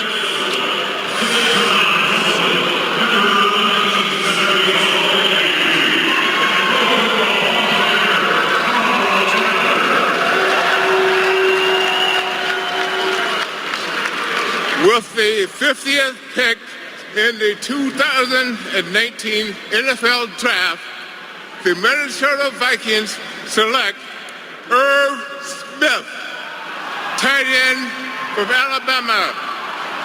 Mel Kiper Jr.'s player profile. Great bloodlines, great work ethic. Heck, heck of a player for Nick Saban. You can move him around. He'll block effectively, even off the ball. He's a guy who will make the catch down the field. He'll get yards after the catch as well. Really good hands for Irv Smith. Plays the game with a lot of passion. Loves to play. Plays with energy. Irv Smith Jr., tight end out of Alabama, I think is a complete player. I think he'll give you enough of as a blocker, and he should be a dynamic presence catching the football. They may need him to block a little, too. Kirk Cousins was the victim of 40 sacks a year ago. All right, we'll get into that in just a moment as we continue here in Nashville as we are joined by Joejuan Williams, cornerback out of Vanderbilt that was taken by the champions, the New England Patriots, just a little bit ago. We had your coach, Derek Mason, with us earlier in the night, and he talked a lot about you, highly of you, from here in Nashville. Grew up in projects here in Nashville, went to Vanderbilt, could have gone a lot of other places, and here you are in your hometown, taken by the New England Patriots. How do you begin to describe this? I mean, at the end of the day, it's a blessing. It's a blessing to be picked, and it's a blessing just to get this opportunity to be here. And so, I mean, that's my biggest thing was once I heard my name called was, it's a blessing. But this is just the beginning. This is just the beginning. This is the beginning. Yep. The prologue's been incredible. That's exactly right. Can you tell us a little bit about that, Joejuan? Like, who inspired you growing up to come from where you came from to now be a second-round pick in the NFL? No doubt. My mom. My mom is my superhero. She's my everything, and she's the first person, when I heard my name called, I hugged, and the sacrifices she made for me growing up, raising two kids, on her own. We check to check. It's me living in a project home to project home. At the end of the day, like, everything she did was for her kids, and the sacrifice she made for her kids. And just for me to get to this point, man, I know she was happy. So that's my biggest thing. My mom. Joejuan, your coach said that some of the advice that he gave you guys before this process even began was that wherever you get drafted, just have the mentality that you're going to come to work every day. But in some of the reports in the pre-draft interviews that you did, you said if you could pick one place that you would want to be drafted to, it'd be the New England Patriots. Tell us why that's where you wanted to be. At the end of the day, just learning from Bill Belichick. He's one of the greats, and his defensive mentality is so high class. That's something I want to learn from. I want to be a coach after the game is over with. And so just learning from under him, learning from that tree is definitely big. So that's definitely one team that I wanted to play for. Again, your story is remarkable. You're getting a degree in economics, and now you're playing in the National Football League for the Super Bowl champions. How much does it mean to you to be an inspiration to other young players that may be coming from where you came from? No doubt. Joejuan, hold that thought just for a moment, because we're going to go to the podium, get a selection, and we're going to come back and let you answer that. The hometown Tennessee Titans at number 51, as I see Eddie George walking on to the stage. Looks like he can still play.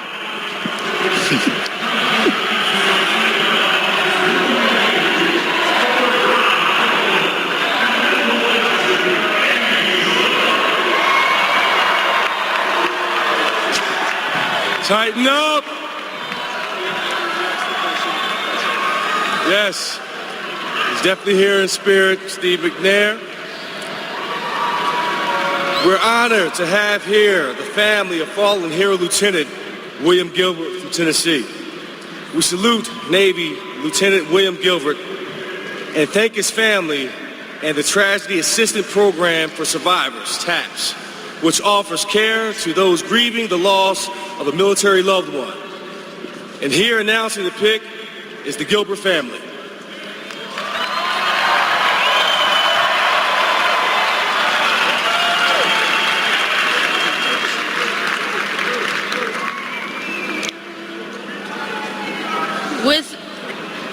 With the 51st pick in the 2019 NFL Draft, the Tennessee Titans select A.J. Brown, wide receiver, Ole Miss. We're here with Joejuan Williams, corner out of Vandy here on ESPN Radio.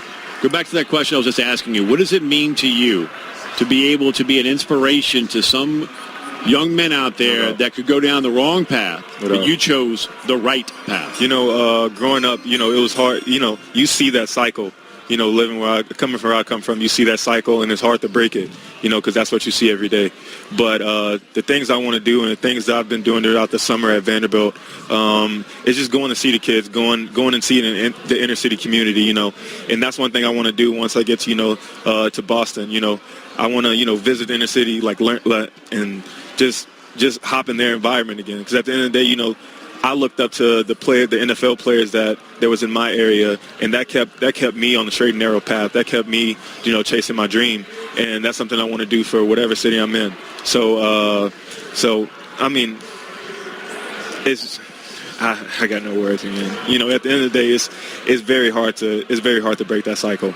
It's very hard, but I mean, at the end of the day, it takes a lot of determination. It takes a lot of grit, and you got to keep your head on straight. And that's what I want to make sure the kids, in the inner city know that. Juwan, we just saw A.J. Brown come off the board for the Tennessee Titans. What can you tell us about him as a player? He's a great player, going up against him for 3 years and also, going up, training at Exos Phoenix together. He's a really great player. He's dynamic. He can make, once he gets the ball, he can make plays. And that's something you got to limit if you're going up against him. You can't let him get his hands on the ball. If he gets his hands on the ball, he's going to make a big play. So I'm excited for him.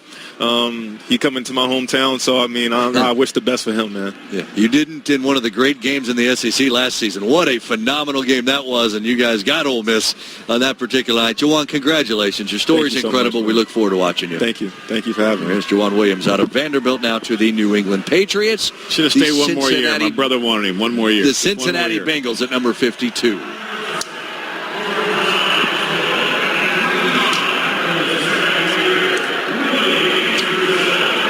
Who they?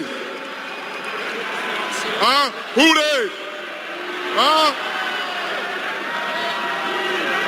We all hope it's a new day. Okay, now, what's up to everybody back home in Mobile, Alabama, the home of the Senior Bowl? With the 52nd pick in the 2019 NFL Draft, the Cincinnati Bengals select Drew Sample, tight end, Washington. They fired up Willie Anderson, announcing Cincinnati's pick of the tight end out of Washington, Drew Sample. He just went at number 52, ranked 122 on the big board of one Mel Kiper Jr. So Cincinnati going tight end with their second pick of this draft. Yeah, this is, again, another position indeed. When you look at their situation at tight end, Tyler Eifert's only played in 14 games over the last 3 years. This guy split time with Will Dissly, who came out last year. He could he could run, he could catch, he could block. He should be a three-down tight end. Zach Taylor, somebody I've worked with in the past, really values the tight end position. This should really help Andy Dalton. This pick makes a lot of sense to me. So Drew Sample, the second pick, they took Jonah Williams out of Alabama with the 11th pick in last year's draft. So that's what it looks like for the Cincinnati Bengals. It is Philadelphia that is now on the clock.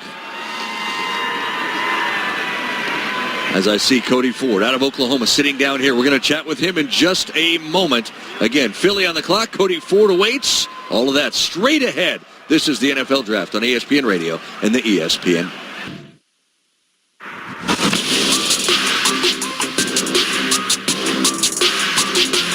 This is the NFL Draft on ESPN Radio and the ESPN app. As we welcome you back to Nashville, Dorian Oka, Mike Tannenbaum, Ian Fitzsimmons, Chris Canty with you as we are in the second half of the second round of the 2019 NFL Draft. The last few picks, Herb Smith Jr., tight end out of Alabama to Minnesota. Ole Miss receiver A.J. Brown to Tennessee, and then tight end out of Washington, Drew Sample to Cincinnati. The Philadelphia Eagles pick is in, and we're going to send it to the podium where, an Eagle great wide receiver Mike Quick will announce Philly's choice.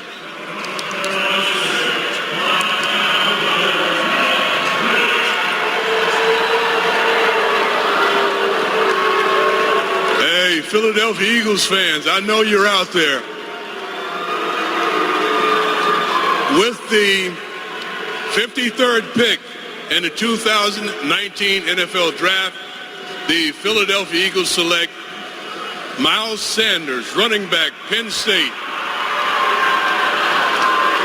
A semi-local selection as he will slide east to play for the Philadelphia Eagles. Miles Sanders is the second running back taken, following Alabama's Josh Jacobs. All right, let's bring in our man here, Cody Ford, to the Buffalo Bills, pick 38 overall, offensive lineman out of Oklahoma. And Cody, there were a few of you guys that were here last night, and not everybody stayed, but you did stay, even though you had not been selected. I'm sure there was some disappointment. Take us through that 24 hours from yesterday when you're sitting in that room to going back to the hotel, making the decision to stick around, and then coming back. Like you said, I was here last night, didn't get chose, but got to see two of my guys get chose in the first round. That was amazing, seeing Kyler go number 1 and then Marquise going to Baltimore. That was pretty amazing for me to see them go through that process. Didn't get chose by the end of the night of day 1. Kind of was disappointed. For sure was disappointed. Kind of let my emotions take over. I told my parents I wanted to go home. And then after a second thought, I was like, I kind of worked too hard for all of this. So I kind of told myself, this would be a slap in the face if I didn't stay here and walk across that stage to myself. So you ended up staying. Just stayed around the hotel all day, watching movies and playing Xbox, trying to keep my mind off everything going on. Cody, I think that exhibits a high football character, the fact that you did decide to stay around, even though you didn't get chosen day 1. I still want you to enjoy this opportunity to be a part of the NFL because it is a tremendous achievement. But in looking at you going to the Buffalo Bills, have you talked to Sean McDermott and the coaching staff about how they plan on using you? Are they going to start you at tackle, or are you going to start off at guard? What have you heard from them? So, honestly, the call consisted of just welcome me into the team, let me know I had just been selected. So it really wasn't much about this is what we're going to go ahead and do with you or anything like that. But for me, my plan is just to go in, take my role as what it is, and just play, and let's go win some football games. Do you have a preference on whether you play tackle or guard at the next level? For me, tackle is where I feel like my best ball can be at this point, especially going in fresh. Off a season playing tackle. Cody, it's remarkable what Oklahoma's been able to do over the last couple of years, from Baker, obviously, to Kyler this year. But from a big picture standpoint, why do you think you guys have been so successful and put so many guys into the NFL? I think because it's the little things that we take in consideration for everything. We hold each other accountable throughout the season, throughout the off season, as far as, simple things like going to class, things like that. And then when it comes to playing football, we get coached by the best to play our best football, and we just know what it takes to win. We play Oklahoma football. We like to dominate people. That's what we do. We produced 2 Heisman Trophy winners back-to-back. This past season, we had the best offensive line in the country, and we just like to put our best foot forward and just go punish people and go win football games. And that's what you did. Talk about fate. You and I talked about this earlier. When your head coach Lincoln Riley told me before the Big 12 championship game, I'm asking about your unbelievably improved play, and he referenced you hurt your leg early on in your career, and then they came up with this idea. Well, why don't we just move him out to tackle and see what he does? Describe how fate plays a remarkable role in someone's life, and just that subtle move where you thought it was a joke. Yeah. Now here you are sitting with us. Yeah, no, definitely. When he brought it up to me, I thought he was joking. Because me and Coach Riley have the relationship. We joke around a lot, and he was like, we're about to put you at tackle. And I was like, nah, that's not funny. I was like, that's not cool. And he was like, nah, start getting ready to play tackle. And I was like, oh, he's serious. He's serious. And then from there, I just kind of went along with it and just took the opportunity to get on the field. Cody Ford. I'll give you a boomer. You give me a sooner. Thank you very much, my man. That's all I wanted right there. Congratulations. We are glad you stayed. I know that you're glad that you stayed. And now the Buffalo Bills are glad to have you. Best of luck to you. Thank you. Cody Ford from Oklahoma to the Buffalo Bills. as we are coming to you from Nashville as we are getting deep here into round number 2 of the NFL Draft. Ari Noka, Mike Tannenbaum, former Jets GM and Dolphins Executive Vice President, Ian Fitzsimmons, and Chris Canty. There was a trade we want to clean. Let's clean up a couple of things here, just catch you up. The last pick went to Houston, the first of consecutive picks for Houston. They took out of Kentucky cornerback Lonnie Johnson. So Johnson, 23 tackles and an interception this past season. Just a moment ago, their next pick was an offensive tackle, Max Sharping, out of Northern Illinois. Also, a trade earlier. We told you the Saints moved up in a deal with the Miami Dolphins. They moved up 14 spots. Miami falls back from 48 to 62. They also get a pick later in this round and a second-round pick in next year's draft, or I should say a pick later in this draft and a second in next year's draft. With that pick, the Saints took Eric McCoy, center out of Texas A&M. The larger picture here is Miami's next best pick is at 62, which would appear to not be as appealing for Arizona if they are serious about unloading Josh Rosen to Miami. How does all of this play into what could happen with Rosen? Yeah, and Dari, I think the Dolphins also had to give up a fourth-round pick to complete that trade, but I think it does two things for Miami. One, it keeps them alive with Rosen with the 62nd pick, but it gives them even more ammunition for next year, so I can see why the Dolphins would make that trade. As it relates to the Dolphin-Arizona dynamic, it was interesting because obviously if Steve Keim and the Arizona Cardinals wanted 48, well, hey, guess what? We're the Dolphins. We don't have it anymore.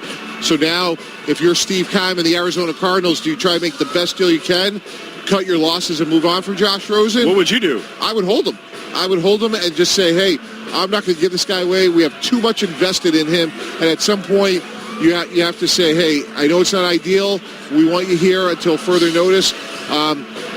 If you could get picked on with a deal done within reason, I would do it, Ian, but I would not just give him away, given everything that we did as an organization to get him less than a year ago. But not all quarterbacks and players are the same, right? Like, there's got to be a fear that you can't keep him just for locker room chemistry, right? He's a different bird. I don't mean that in a bad way, but he can rub a lot of people the wrong way and has. Well, the thing that you get concerned with is him being disruptive. And it's not from the standpoint of anything that Josh Rosen actively does, but it's about the conversation surrounding the team. Because the players in the locker room are going to be asked about it. Kyler Murray is going to be asked about it. Cliff Kingsbury, Steve Keim, so on and so forth, until a decision is made definitively about Josh Rosen's future. But Chris, let me ask you a question. So if Steve Keim is sitting there and he's trying to trade Josh Rosen and he can't get anything done within reason, what should he do?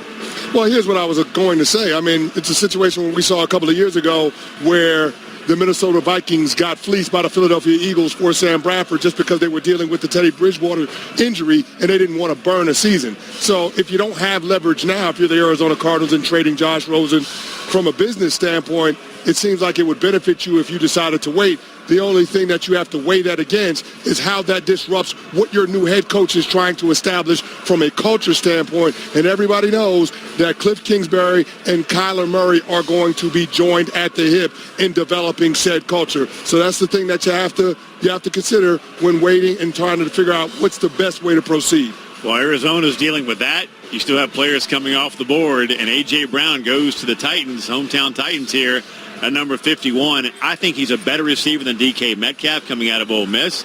He runs better routes. Physically, he is an absolute freak. I think it was an outstanding pick by the Tennessee Titans. And then you look at the Eagles moving up to go to 53 to get Miles Sanders, a Pittsburgh high school football legend, when the then offensive coordinator for Penn State, Joe Moorhead, told me to recruit him, he had to go 7 miles from where he grew up at his parents' house to go and recruit Miles Sanders.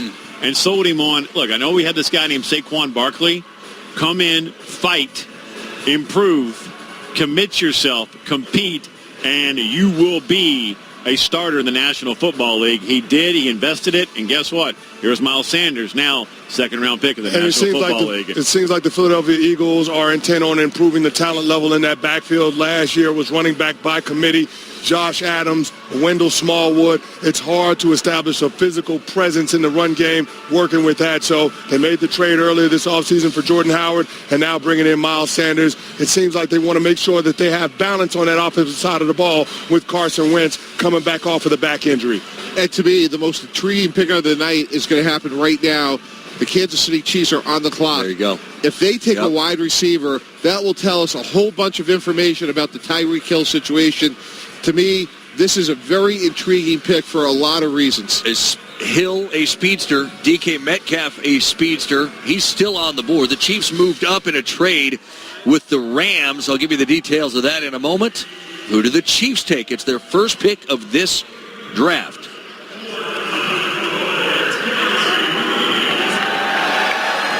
As my Chiefs fans out there, hey, Chiefs Nation, we have been knocking on that door a long time. I feel like I am now making the pick for the 2020 Super Bowl champion Kansas City Chiefs. Yes. The Los Angeles Rams have traded the 56th pick to the Kansas City Chiefs.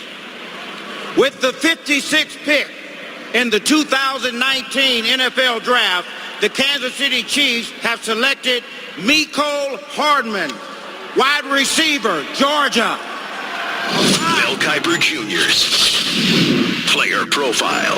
He was a quarterback and a defensive back in high school. He is in the stratosphere because of speed. He is a 4.3 guy. He translated that to the football field, made a lot of big plays catching the football for Georgia, and he's a dynamic punt returner and kick returner. So the ability to hit you with a touchdown, change the scoreboard in the return game, and anytime he touches the ball in the receiving game, he is a threat to go the distance. All right, Mecole Hardman out of Georgia to the Kansas City Chiefs. Let me just give you the details of the trade. They moved up 5 spots to get him. Rams traded down for the second time in this second round. They have accumulated just now in this pick a 5th-round pick in the draft this year, and already from the Patriots had gotten a 3rd-round pick. So L.A. accumulating picks in this very draft. Kansas City gets up. Clearly the Tyreek Hill news is why they did this, and they went and got Mecole Hardman. Not Metcalf, who's still out there, but Mecole Hardman. You know, Dari, to me, this is the story of the NFL for tonight.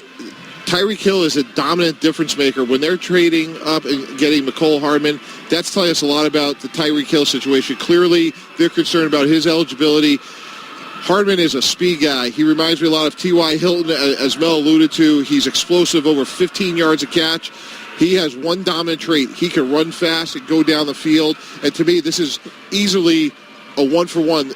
They're drafting Hardman to probably replace Hill for the 2019 season. I can't count how many times I've seen Georgia in person as a sideline analyst the last 2 years.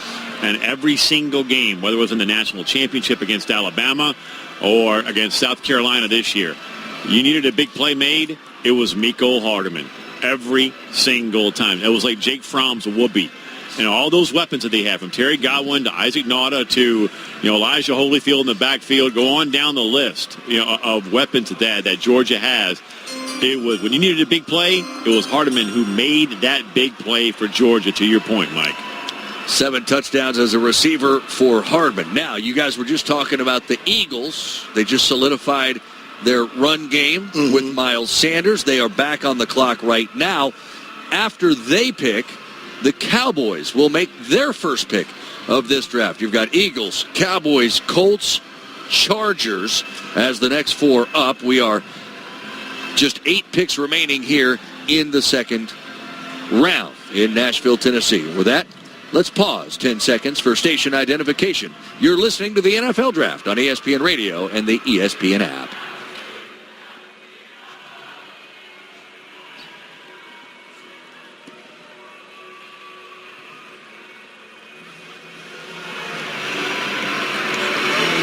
All right, again, the Eagles about to make their selection here. It's the 57th pick overall. What's your gut tell you, Mike Tannenbaum. You know, you just look at Jordan Matthews, you look at Golden Tate leaving. You know, to me, they could use another weapon on offense, so receiver here could make sense. Yeah, I think receiver is an area of need. I mean, they did re-sign Deshaun this offseason. I also look at the defensive backfield. They need help at both corner and safety, so that could be a direction that the Eagles decide to go in right here. All right, we're going to find out. We are at pick number 57, 25th pick of the second round. It's the Philadelphia Eagles and Brent Selleck, a tight end, about to announce their decision.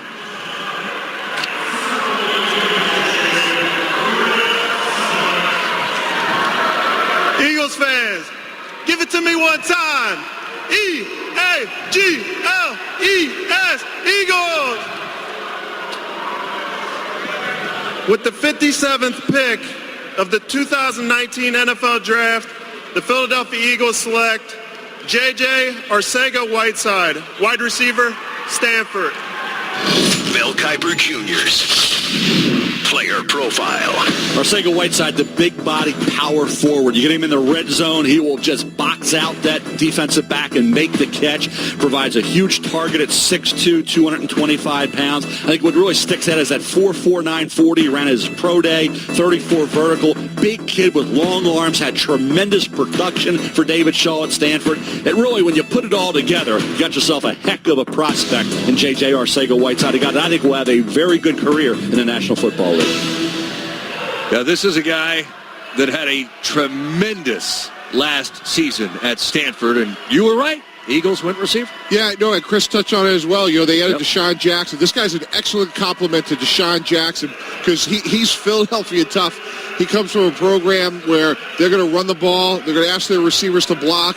As Mel alluded to in the piece, he is going to make a lot of contested catches. He reminded me a little bit of Allen Robinson watching him. And if I'm Carson Wentz, I know now red zone, third down, those tight window throws, J.J. Arcega-Whiteside can make them.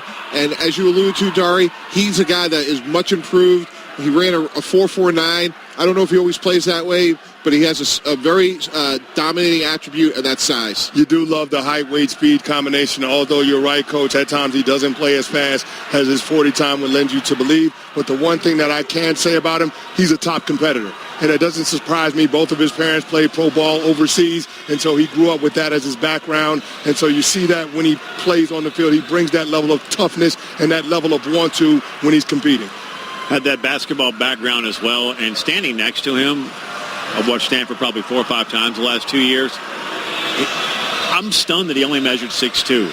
I mean, he looks and plays a lot bigger than where he measured. And to me, that's a lot of heart and one hell of a vertical as well, because when you throw that ball up to him, he's going to go fight you for it and go get it, like a rebound. 14 receiving touchdowns for J.J. Arcega-Whiteside from Stanford off to the Philadelphia Eagles. Up next, one of Chris Canty's teams, the Dallas Cowboys, about to make their first selection of the 2019 NFL Draft. You're listening to the NFL Draft on ESPN Radio and the ESPN app.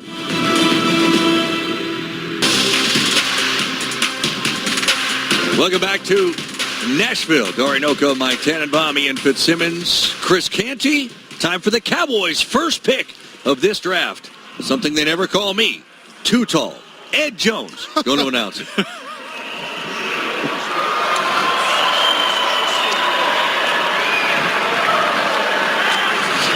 Hello, Nashville. Boy, it feels so good to be back home in beautiful Tennessee. I would like to send a shout out to Tennessee State and all the HBCUs. Any Cowboy fans in the house tonight?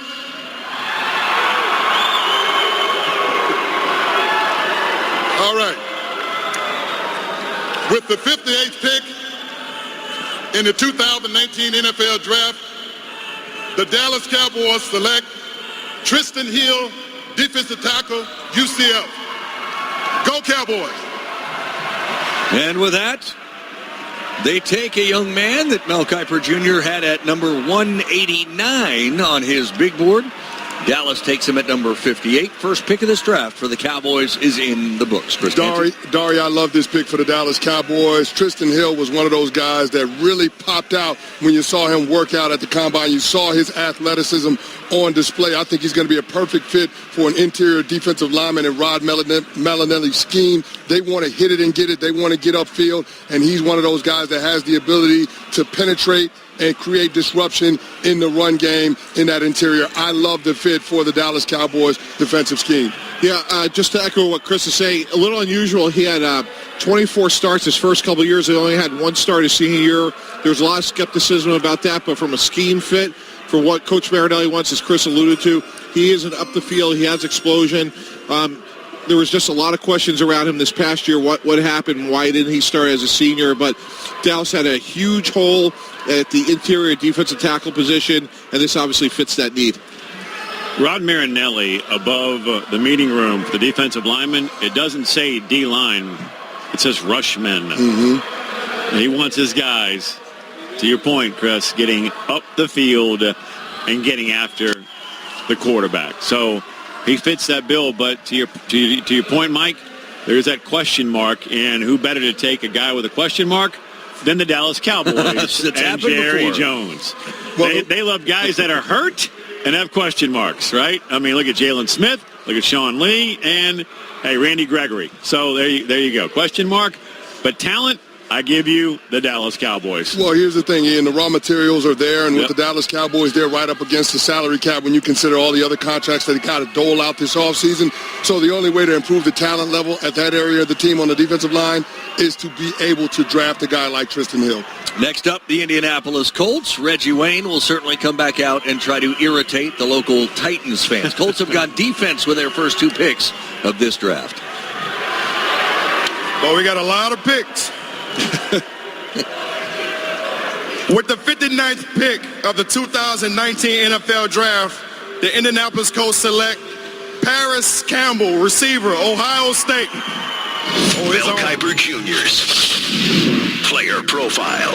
You look at his size, look at his work ethic, great character, tremendous 4.3 speed. Didn't always translate to the field in terms of the average per catch being what you want it to be. But if you go back to the Michigan game this year, you saw some run after catch ability. You showed some elusiveness in this game. Caught the ball away from his body. In a lot of games I watched on film, he was sharpening it out of his cut. Got some separation at the end of route, which is important in the NFL. I think if he can all come together, they can maximize all that talent and ability. And we know he has the work ethic and the desire to be great. Paris Campbell has a chance to be one heck of a player. The issue right now and the concern was he didn't always play to the level of that tremendous talent. Paris Campbell. So newcomers to the Colts this year, one from Michigan and one from Ohio State. I always love to point out the rivalries, but Devin Funchess comes in, and they just drafted Campbell. Yeah, and I was at the game that Mel alluded to, that Ohio State-Michigan game, and Paris Campbell looked like a first-rounder in that game. He ran a 4.31, which was the fastest time of any wide receiver at this year's Combine. That was the one game you really felt like he was running away from the Michigan secondary. So he's a guy that's improved every year. They added Devin Funchess in the offseason. This is another weapon for Andrew Luck. Chris? Yeah, but you talked about Devin Funchess. That was a low-risk proposition. Not a whole lot invested there by Chris Ballard, their general manager. But the one thing that the Colts had to do, they had to find somebody that can be a factor in the passing game outside of the numbers other than T.Y. Hilton. I feel like Paris Campbell has the ability to develop into that guy. The other thing they did in that Michigan game where we were, Mike, handed it to him in the backfield, pitched it to him, got it to him in the flat, on flies, and they got it to him every which way possible. Against TCU, he was non-existent. Yeah, and I'll tell you, out of those crossing patterns, he was running against them. Chargers pick coming up next. Let's send it out. Nashville, Lights out. Tennessee. Ball gang, what up? I miss coming out here, and I guarantee you guys miss this too. Let's go! With the 60th pick in the 2019 NFL Draft, the Los Angeles Chargers select Nasir Adderley, defensive back, Delaware. Mel Kiper Jr.'s Player profile. He played some cornerback early on, then developed into a heck of a safety at Delaware, one of the best players at the 1AA level over the last couple of years. Doesn't have great length, doesn't have the tremendously long arms, but you look at a kid who will tackle very effectively in space, and he gives you that dual versatility. Safeties who can cover. Again, that cornerback experience that he gained will really help him and benefit him when he's asked to be that cover safety at the pro level. Nasir Adderley out of Delaware. His grandfather's cousin Herb played 12 years at cornerback in the NFL with the Packers and Cowboys. He's a Hall of Famer. His grandfather Nelson played running back at Ohio State. And in the CFL, there's an athletic line of football players, and Nasir Adderley is off to the L.A. Chargers. Mel touched on it. He has versatility. I thought he struggled in the Senior Bowl. They played him a little bit at the slot. I didn't see the quickness that you need to play there, but I do think he has range to be an effective safety. He played for 3 years at Delaware. Good athlete, and it's a position of need for the Chargers. So, again, second rounder, I think he has a chance to start at safety. Well, in Gus Bradley's defense, you're going to have a lot of single high coverage. You need that box safety, that guy that can be another linebacker. They have that in Derwin James. Now you need a guy that can be that deep middle of the field safety, that can roam, that has the range. Think about Earl Thomas. I'm not saying Nasir Adderley is going to be that, but that's the role they're going to ask him to play opposite of Derwin James on the back end of that Chargers defense. I think it makes a whole lot of sense for the direction that they want to take that unit, because you saw them struggle a little bit once we got into the postseason. I think that Nasir Adderley can help that group. Chris Canty, Ian Fitzsimmons, Mike Tannenbaum, Dari Noko with you here in Nashville on ESPN Radio, continuing coverage of the NFL Draft. We've got all 3 days for you this season for the very first time. Make sure you tune in to Golic and Wingo weekday morning, 6 to 10 Eastern on ESPN Radio. Among the guests scheduled for Monday morning, Mel Kiper and Todd McShay. Golic and Wingo, ESPN Radio, and on ESPN News. That was one LA team that just picked the Chargers. The Rams, after 2 slides down, 2 trades to accumulate another third, to accumulate another fifth in this particular draft, are on the clock. And it looks like they will indeed make their first selection of the night. They're the NFC champions. Where do they need to improve? Well, to me, the biggest need is at defensive tackle. They could come in and, with losing Ndamukong Suh, they ever re-signed him, they certainly could use another star at that position. All right, the pick is in. We're just a bit away from figuring out where the Rams are going to go to this point. Draymond Jones, maybe, out of Ohio State? We'll find out. They have not had a pick just yet. All right, we'll find out who it is in just a moment. Pick number 61 is coming up when we get you back. This is the NFL Draft on ESPN Radio and the ESPN app. Ain't no party like a Nashville party, because a Nashville party don't stop.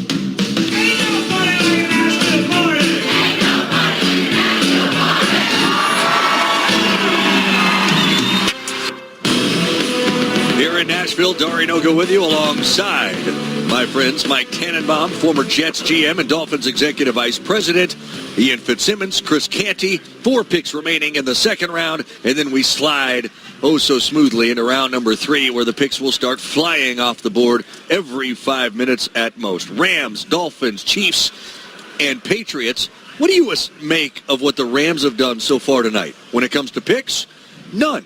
But they've traded down twice. They've accumulated a third and a fifth in this draft in the process. Yeah, I think it's really smart. When you're dealing from a position of strength, and Les Snead and the Rams have done a great job, you take the extra picks when you can. Obviously, the one hole that when you look at their roster and what happened in free agency, again, they didn't re-sign Ndamukong Suh, so defensive tackle.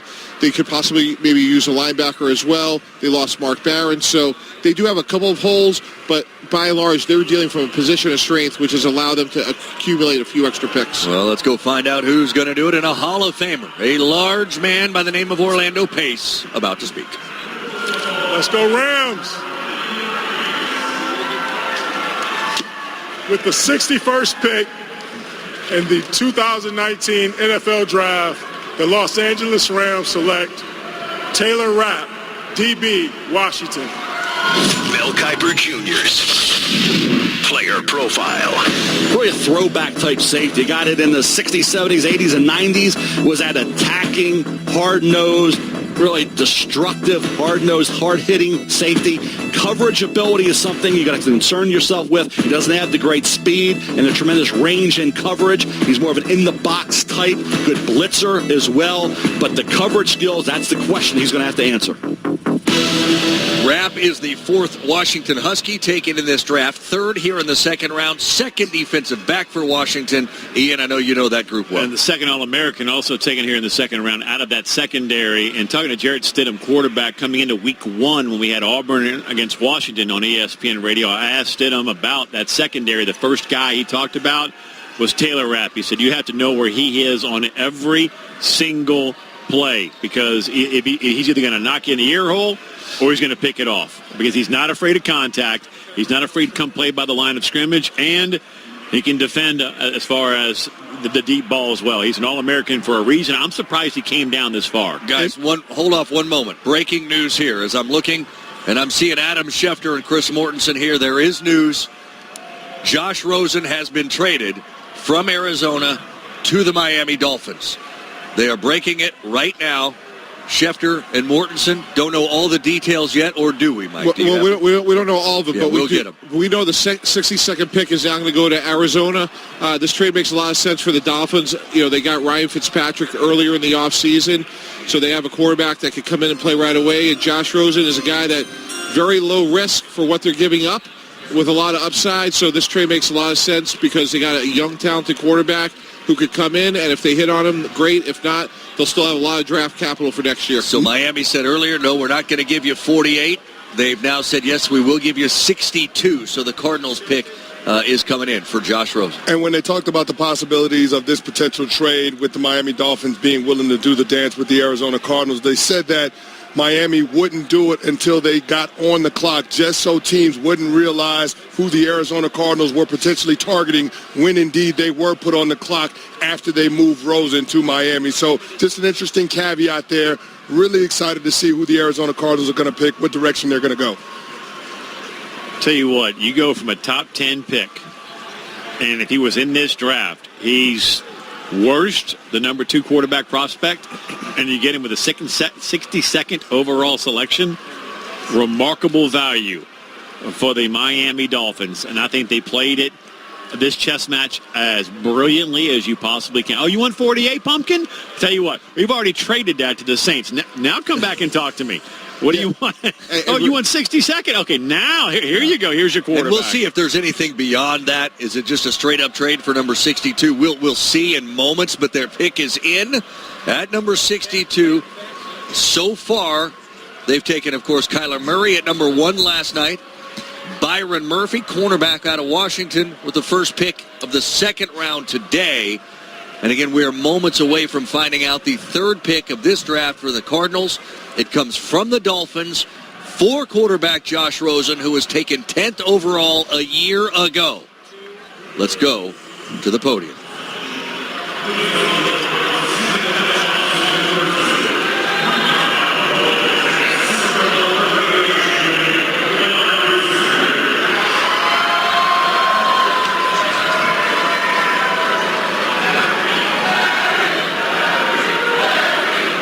Hello, Nashville.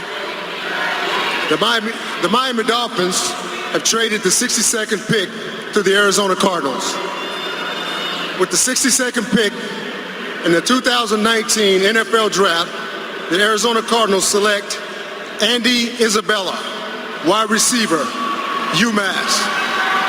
Mel Kiper Jr.'s player profile.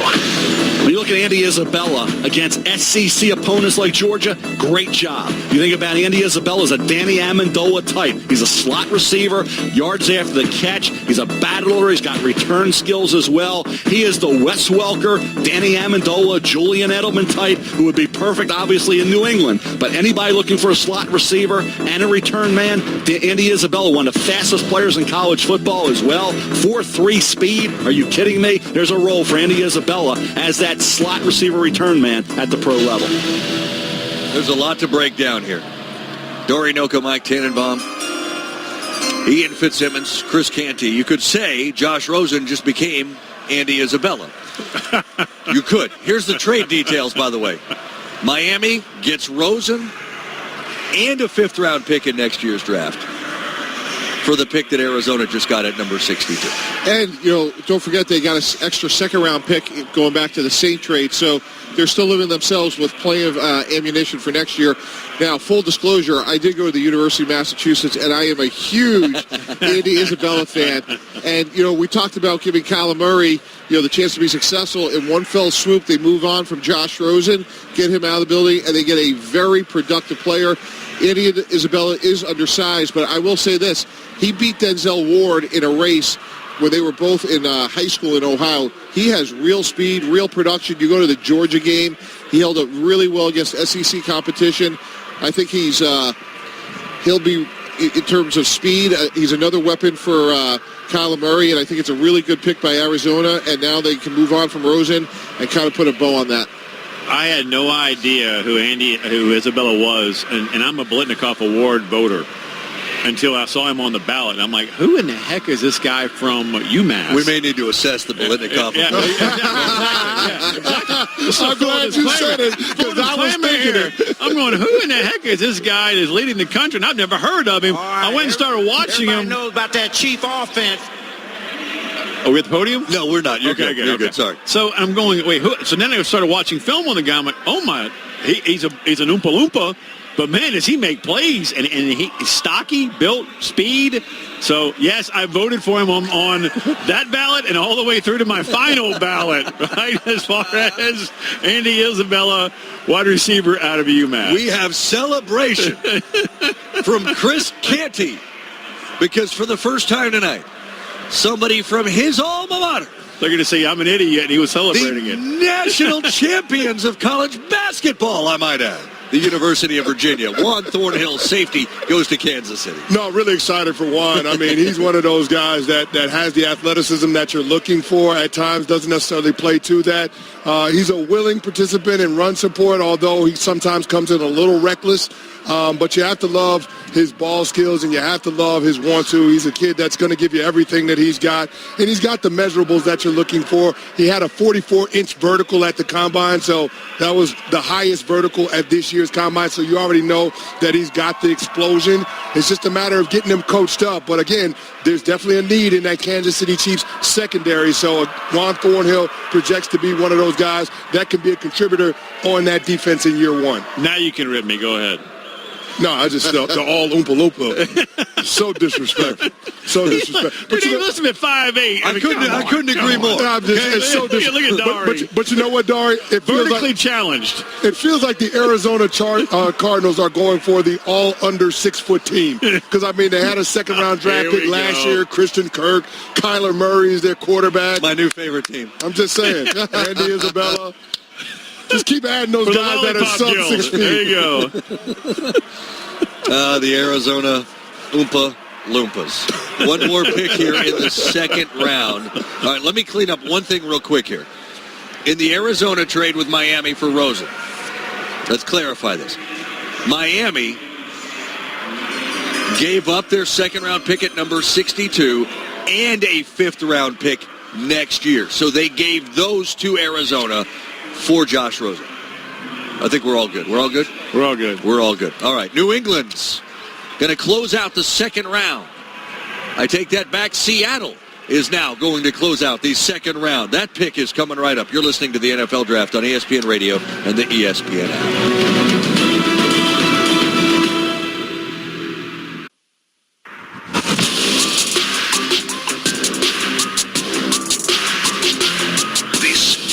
NFL Draft on ESPN Radio and the ESPN app.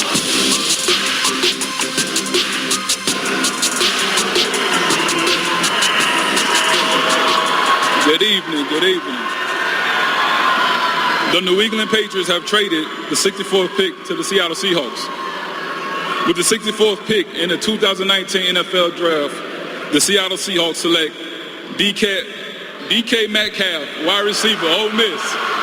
Go home. Mel Kiper Jr.'s Player Profile. Anytime you're 6'3.5", nearly 230 pounds, and you run 4.3, you're going to get some attention. The issue with DK Metcalf is twofold. Number one, be able to get in and out of your cuts in the NFL. Don't be stiff, be a little bit more agile, and be able to handle the big-time corners that are going to try to shut him down. Number two, be durable. 2 of the last 3 years he was injured. He only had 67 career receptions, so all of it has to come together. He's got to be on the field for a long NFL season, and he's got to show he can have that burst out of his break in the NFL to translate all those measurables into big-time production at the pro level. We'll get into Metcalf going to Seattle in just a moment. Dorian Oka, Mike Tannenbaum, Ian Fitzsimmons, Chris Canty want to clean this up because, again, there was confusion on the trade involving Josh Rosen from Arizona to Miami. Initially, the NFL announced it. They then went back and corrected themselves. So the final tally on this trade is that Miami gets Rosen for the number 62 overall pick, which was Andy Isabella, receiver out of UMass, and a 5th-round selection next year. So there it is. And Rosen is a Dolphin. Now, DK Metcalf off the board. It took a lot longer than a lot of people expected it to, but he's off to Seattle. Yeah, Dorian, as Mel touched on in the piece, this guy is just a rare physical freak in terms of his height, his weight, his explosion. And, part of building a team is all about value. And when you can get this guy at the bottom of the second round, this is phenomenal value by the Seattle Seahawks because his upside is so compelling. He's really stiff. He has a really poor change of directions in both the 20-yard and the 3-cone drill. But he's big, he's fast, he can take the top off of coverages. And to get him out of the bottom of the second round, I think there's really good value, and I can see why Seattle would move up for him. He's a deep threat, runs 2 routes, though. That's my biggest problem with him. 67, I think, career catches. Catches. Yep. He runs a deep post and a fly, and that's it. So if you're asking, Russell Wilson to just chuck it and go get it, then he's your guy. But that's really all that he can do. And I think that's why he fell this far. And a lot of the buzz surrounding him was those internet, the Twitter pictures of him working out with his shirt off. And he didn't have a 6-pack. He had a 12-pack. Yep. And, like muscles in his earlobes. And all of a sudden it's this huge buzz about DK Metcalf when I thought A.J. Brown was a better wide receiver for this draft on his same team at Ole Miss. No, when you have those kind of physical gifts, you wonder why he hadn't developed that into being a more complete wide receiver, why he's not able to run the entire route tree. So, again, I think that's why he fell to the end of the second round because he's limited in that regard. Now, can Pete Carroll and that staff up in Seattle get him to develop those other aspects of his game? We'll see what happens. But in terms of what they do offensively, the Seattle Seahawks run the ball more than anybody else in pro football. And so being able to have somebody that can be that threat in one-on-one situations, operating off of play action, being able to be a big play waiting to happen in that regard with the passing game, I think DK Metcalf does bring some value there. The very wealthy Russell Wilson certainly got to be happy with that choice of DK Metcalf by Seattle, who moved up to get him in a trade with the Patriots. That concludes the second round of the 2019 NFL Draft. Time for an NFL Draft Tracker brought to you by the Ford F-150. It doesn't just raise the bar, it is the bar. This is how the third round will begin. Arizona, Pittsburgh, San Francisco, the Jets, and Jacksonville. When you look at Mel Kiper Jr.'s best available, it starts with Jalen Ferguson, defensive end out of Louisiana Tech, followed by Michigan State cornerback Justin Lane, Alabama safety Deontay Thompson, Chase Winovich, linebacker, Michigan, and defensive tackle out of Western Illinois, Kalen Saunders. So that's where we sit as we start the third round. And again, the first pick of the third round will go to the Arizona Cardinals. Their pick is in. These picks are 5 minutes apart. In many cases, the entire clock is not used. They are going to start flying as we speak right now. Now you move into round 3. What changes in the war room? Well, you just touched on it, Dari. It happens really fast, so you want to make sure that you're anticipating what your needs are going to be, who you have on the board, and you have to react very quickly because you literally have half the amount of time that you did from last night. And we saw teams make a number of trades that were based on need at the top half of the second round. I would anticipate less trades in terms of this round, Dari, because it's harder to fill needs in the third round than it is in the second. So Arizona's pick is in. We're awaiting word on who that is. Pittsburgh San Francisco Jets and Jacksonville will go next. We're 2 rounds complete. What's the biggest story, Chris Canty, to you from round number 2 specifically? I know the Rosen obviously is huge. No, Rosen is huge. And, I mean, the fact that the Arizona Cardinals did get that deal done and they finally moved on from him, I think that eliminates the distraction in the organization. They can start fresh with Kyler Murray and Cliff Kingsbury. I think that's the way that they want it. The guys in the locker room know who's going to be leading them at the quarterback position, and so I think they can go about the business of trying to develop the culture and become a team that's more competitive in the NFC West. Biggest story of the day to this point, Mike? Well, again, going back to the whole, Tyreek Hill situation, not knowing whether or not he's going to play, a lot of uncertainty. He could wind up on this exempt commissioners list, which would make him ineligible to play pending an investigation, which will be both criminal as well from a league standpoint. That's a very difficult situation from an organization standpoint, especially for such a dynamic player. Kansas City reacted by today's updates by drafting Mecole Hardman, a second-round pick, and as Ian talked about, he was an explosive player, a dynamic playmaker for Georgia. Reminds some people of T.Y. Hilton. He has speed. To me, is that Kansas City preparing not to have Tyreek Hill for this season? And, Mike, I just want to touch on that a little bit because we haven't had a chance to dive deeper into the story. More information has come out, the audio of Tyreek Hill and what happened in that recording. And it's just a situation where it's a disturbing evidence to hear something like that being said. And so I think right now the Kansas City Chiefs have to deal with the reality of what Tyreek Hill has done at a minimum, being able to put his child in an environment that's unsafe for him, suffering that broken arm. I think the Chiefs have to make a statement about where they stand in terms of what they're going to allow their players to do, the personal conduct standard that they're going to hold all of their employees to. I think the Kansas City Chiefs need to go ahead and do something along the lines of what they did when they were confronted with the Kareem Hunt situation. They need to decide to move on from Tyreek Hill now.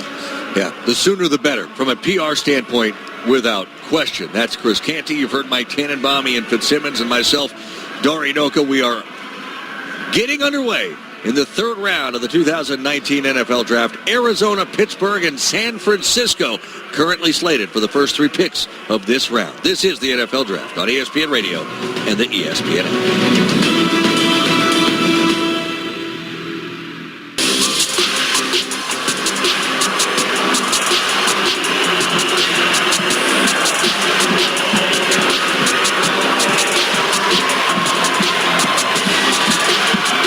What's up, 49er faithfuls? Hey, you guys better get your popcorn ready. With the 67th pick in the 2019 NFL Draft, the San Francisco 49ers select Jalen Hurd, wide receiver, Baylor. What a path to the NFL for Jalen Hurd. Started at Tennessee as a running back, transferred to Baylor, changed positions, became a receiver, and now at the 3rd pick of the 3rd round, he's off to San Francisco as the Niners have chosen him. As we are glad you're back with us here in Nashville on ESPN Radio, continuing coverage of the 2019 NFL Draft. Dari Noka, Mike Tannenbaum, Ian Fitzsimmons, Chris Canty. You like the pick for the Niners here? I do, because he's explosive. And you go back to Tennessee, he beat out Alvin Kamara as a running back. This guy is really, really talented, really explosive, and to pair him with a creative offensive mind like Kyle Shanahan, Chris, I think it's a really good fit. And Matt Rule has had nothing but glowing things to say about him, and just the guy with the ball in his hands is electric. And so it's an unfinished commodity, obviously, with the changing of positions at the college ranks. But you're getting a really raw prospect. As long as he gets coached up in Kyle Shanahan's system, I think there's a lot of upside with Jalen Hurd. And that's exactly what you look for at this point in the draft, guys with tremendous amount of upside. And I was really hoping to watch him in person for a second time when we had Vanderbilt and Baylor in the Texas Bowl here on ESPN Radio. Juwan Williams did play in that game, actually hurt, and still went out one last time with his guys, as he said. Hurd decided to sit out and make a business decision, and I have no ill will toward it. I was just selfishly wanting to see him play one more time. But Matt Rule told me, look, you can give it to him in the backfield, get it to him in the flat, and he's fast enough to also beat you deep. He's that versatile. So Shanahan's got a nice toy to play with out there and a weapon where you can use him in so many different ways. Yeah, and, just moving forward here, guys, it looks like the New York Jets took Ja'Kai Polite. Yeah, Ja'Kai Polite out of University of Florida. It's interesting with someone like Chase Winovich still out there that the Jets decided to go with Polite. Chris, you just touched on it. He's somebody that has a lot of upside, but, there's a lot of questions about his love of the game, and, he had a really bad offseason as it related to some people that questioned his love of the game and his passion, but I guess in the third round they felt like Polite gave them a better chance than Winovich. Edge pass rusher was something that the Jets have been looking at for a number of years, 2 to 3 years. They haven't been able to find it, and I guess they think Polite may be that answer. Yeah, we had his pro day on SEC Network. He was disappointing at the combine. He was disappointing at the pro day, at his pro day. But he goes in the third round. Now, there were some that thought midway through the season, and I was talking to a lot of guys that could be a first-round pick, Chris Gaines. Oh, no doubt about it. I mean, he was a double-digit sack guy in the SEC last year, and so when we start talking about what these guys project to, I think Chase Winovich is more of a guy that's refined. He's kind of realized, a lot of his potential based on what we saw on tape. He used a lot of technique. Ja'Kai Polite was out there, and you could tell that he didn't necessarily have a pass rush plan game in and game out. But when you couple that with his athletic ability, you see that there's a lot of potential there, and he fits a position of need for the Jets. I mean, the outside linebacker position in the 34 defense has to be an impact player. The Jets currently don't have somebody on their roster like that. Right now they've got Brandon Copeland and Jordan Jenkins. And so that position is one of those that Greg Williams has got to find. The guys they have on that roster leave a lot to be desired. Maybe Ja'Kai Polite can find himself as a rotational piece of that outside linebacker puzzle. Yeah, they addressed the interior line with Quinnen Williams yesterday. I just remember watching him against Georgia, and I don't remember calling his name. Not once. And in a rivalry game like that, I mean, you got to bring everything you got. Yep.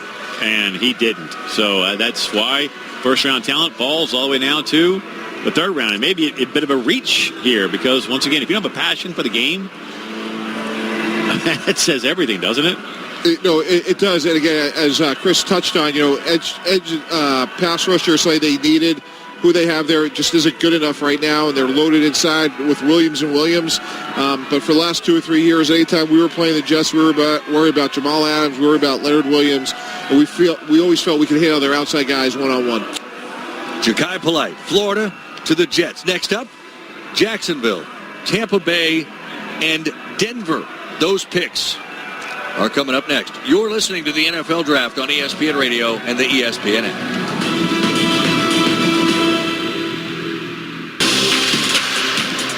As we welcome you back to the Music City, Nashville, Tennessee. It's good to have you with us on ESPN Radio. We are 5 picks deep now into the third round, the final round of night number 2 here in Nashville. Dari Nowkhah alongside former Jets GM and Dolphins Executive Vice President Mike Tannenbaum, Ian Fitzsimmons, Chris Canty, Ian playing hurt over there with a foot injury, among other things, apparently. But we are 5 picks deep. The restrooms are down about 5 steps, right? And that's not going to happen. You're not going to get there with your foot situation. No shot. No. So, Chris, hey, hang in there, buddy. You're right next to me. I'll tell you what. You know what my teenager always say? That's too much information for the audience. Yes. Well, blame Dari.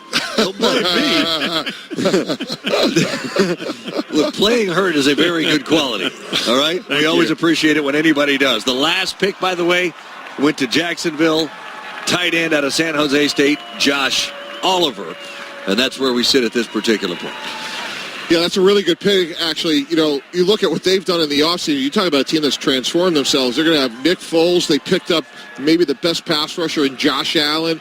They got Jawan Taylor right down the road in Gainesville. And Josh Oliver is going to be a really productive tight end. And I think that's a really good pick.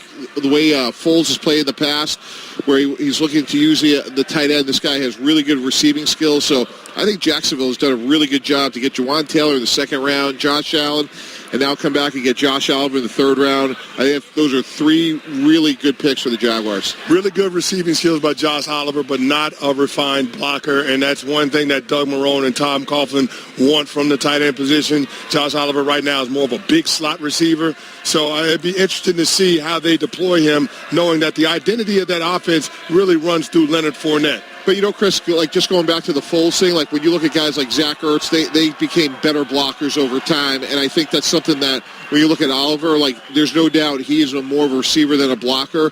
But when you look at the way Foles played, those were easy throws, easy completions. And I think that's something Oliver could do at least early on for Foles. As we cruise along here, by the way, we want to remind you, Episode 7 of Draft Academy was released yesterday. Follow Nick Bosa, Drew Lock, Marquise Brown, and 3 other prospects as they prepare for their name to be called. Draft Academy is available on ESPN Plus and streaming exclusively on the ESPN app. So download the app and start your free trial of ESPN Plus right now. All right, the L.A. Rams are the 6th pick of the 3rd round. And that selection is coming in just a moment. After the Rams, it'll be the Broncos, Bengals, Patriots, Bills, and Packers.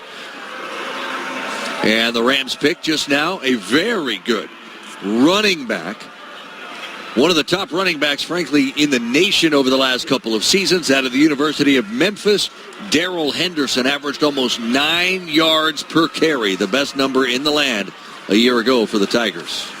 And I don't care about the competition that he ran against. You go for nearly a first down every time you tote the ball. That's getting something done. So that's one guy that a lot of people across the country may not know about. There's a certain running back also at Iowa State that a lot of people may not know about, and also down at FAU. So when you're getting to this point in the draft, and Mike, you can attest to this, you're looking at running back. This is where all of a sudden value starts to come in. Damian Harris out of Alabama, also still on the board. This is where I think you're going to start to see a lot of these kinds of players start to be, not just project-type players at the next level, but playmakers at the next level. Ian, I think you hit the nail on the head. This guy really reminds me of a guy that we drafted in Miami, Kenyon Drake, running back, Alabama, explosive. And when you look at Henderson, this guy can catch the ball. He can run. I agree with everything Ian said. He is someone that's really dangerous, and with Jared Goff, long handoffs in terms of throwing the ball in the flat could turn into huge plays. This is a really good fit in terms of scheme and what Sean McVay likes to do on the offensive side of the ball. And to get a playmaker like this in the 3rd round is a great pick by the Rams. And you have to be concerned about what we saw from Todd Gurley in the postseason and his health over the course of the regular season, wearing down a little bit. Them trying to keep some wear and tear, some touches off him in the regular season by being able to share the carries with Malcolm Brown and hopefully Darrell Henderson. Yeah, Darrell Henderson, by the way, was a UCF killer. Went for 199 the first time they played him, 210 the second time they played him. You want the best competition he faced? Houston, Ed Oliver, who actually may not have been on the field that day. He went for 178. That was late November. So I don't think Ed Oliver was actually on the field at that particular point. But Darrell Henderson off to the Rams, and you wonder, by the way, Gurley's there. He's going to add some depth, but we also remember that Todd Gurley, that left knee, was bothered by that late in the season a year ago. So yeah, and Chris touched on that. The depth of that running back is really important. You go back a year ago, C.J. Anderson was their best running back down the stretch. He's the guy that gave him a shot in the arm, and he was the guy that was being featured towards the end. So they have Malcolm Brown. Now they bring in Henderson. Again, Henderson, to me, a Kenyon Drake type, really explosive, and you're not going to play for Sean McVay at running back unless you can catch the ball. Absolutely. So that's the Rams pick there. Denver, Cincinnati, and the Patriots. As we cruise along in round number 3, those are the 3 teams that will be picking next. This is the NFL Draft on ESPN Radio and the ESPN app.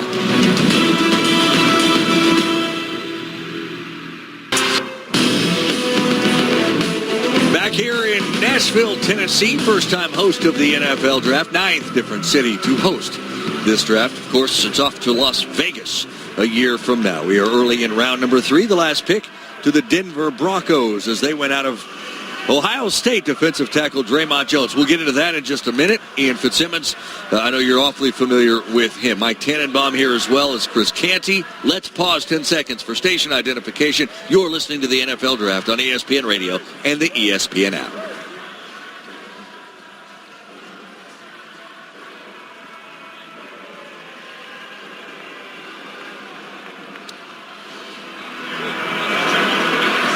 Ian? Draymond Jones, you like him? Saw him for the first time in person against TCU this year. The same game Nick Bosa got hurt and his career was done in college football, and he stepped up his game immensely. And talking to him after the game where he forced a fumble for a touchdown, had a safety in that game. I mean, he was a wrecking machine after Bosa got hurt. And I talked to him afterward about the Bosa injury, and he looked me dead in the eye, and he said, Fitz, we just lost LeBron James of our defense. Not the defensive line, but our defense. Time for me to step up and become Michael Jordan. And he elevated his game big time as a defensive lineman, as a general manager. I saw him get better every single week. And when they played Michigan, I mean, they were having to hog tie him.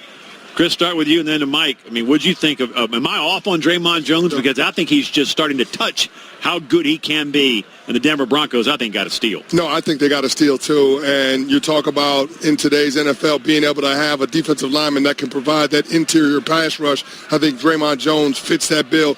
Outside shoulder of the guard, slide him right there at the 3 technique. I think there's tremendous value. You can develop into one of those guys that can be a sub-package guy, nickel and dime packages, be that rush presence that you're looking for. You got Bradley Chubb and Von Miller on the outside of that Denver Broncos defense. Draymond Jones, you could see him sliding in there to be that defensive tackle in those sub-packages. Yeah, and when you look at what they've done over the last couple of years, obviously they had the great Von Miller. They drafted Bradley Chubb. Now they draft Draymond Jones. They also got a quarterback that we'll be talking about here in a second. But for Vic Fangio and the multiple sort of defenses he likes to play, I really agree with the assessment of both of you guys where he has great up-the-field value. I think it's going to be a very difficult front for an opposing offense to block Dari because who are you going to double? And Draymond Jones, if he's singled inside against any guard or center, he's going to win most of those battles. That is Mike Tannenbaum, Ian Fitzsimmons, Chris Canty. I am Dari Noka here on ESPN Radio, bringing you coverage of the 2019 NFL Draft. In my last 4 years on the SEC Network, there aren't many players I've enjoyed watching and covering more than the guy who joins us right now. Out of the University of Missouri, quarterback Drew Lock. I've said this last night. I said the same thing, by the way, about Josh Jacobs, who I love watching and cheering for. You're another one, Drew. As you sat here last night, we all expected you to go in the first round. You expected to go in the first round. You didn't, but you came back, and in the end, a guy by the name of John Elway decides he'd like you to be part of his organization. What's the road been like over the last couple of days? Yeah, it's been awesome. Everything since I've been here has been absolutely awesome. Last night was, a little different story for sure. But, sun came up today. There's more picks to be made. And one of the teams that we started eyeing first in this whole process ended up drafting me. And, it just happened to be one of the best quarterbacks saying he wants me to play quarterback for his team now. So it ended up being pretty cool. Drew, I'm one of your biggest fans, and 46 games starting in the SEC. I think you have great upside. Why do you think you fell in the second round? Obviously there were a couple of quarterbacks that went before you, and what do you think the knock is on you? Wow, that's a good question. I think one of the bigger things, throughout my career ended up being the whole accuracy piece. But I think when you look big picture, accuracy got better every single year. We also threw it farther than 50 yards, more than anyone in the country my sophomore and junior year. So if you expect someone to throw it farther than anyone in the country and have better accuracy, then by all means. But I think, if you go back and look at some of the accuracy of some of the guys that get picked, I think I'm right around some of what's going on. I don't know, man. I don't know. It was like I said, a crazy time, but I'm super excited at the position that I'm in now, and I think it worked out for the best. Drew, the Denver Broncos traded for Joe Flacco this offseason. Talk to us a little bit about your mindset going into a situation where there already seems to be an incumbent starter in place. Yeah, I knew that there was both situations possible for all the other teams, being able to play early, and then at the same time you might have to go behind a Super Bowl winning quarterback, which by all means, if it needs to be anyone, I'm happy it's Joe Flacco. And I'm just going to try to be the best teammate I can. I'm just going to be ready to, take over at any time, but at the same time, pick the Super Bowl winning quarterback's brain a little bit here and there, and we'll see where it goes from there. Between you two, who do you think has the stronger arm? Oh, man, I'll have to get in person to see what's going on there, because I know Joe he can has sling a it. hose. I play for the Ravens. Joe can sling it. He has a hose, so we'll see if I can pick up on some of his stuff and pick it up from there. Patrick Mahomes said coming into this past season where he ended up being the MVP, that learning and sitting behind Alex Smith was invaluable. What do you take from that? I lived there, so I saw it happen right between my own eyes, and I think it was good for him. I think at the same time, if that ends up happening to me, I think it'd be good for me.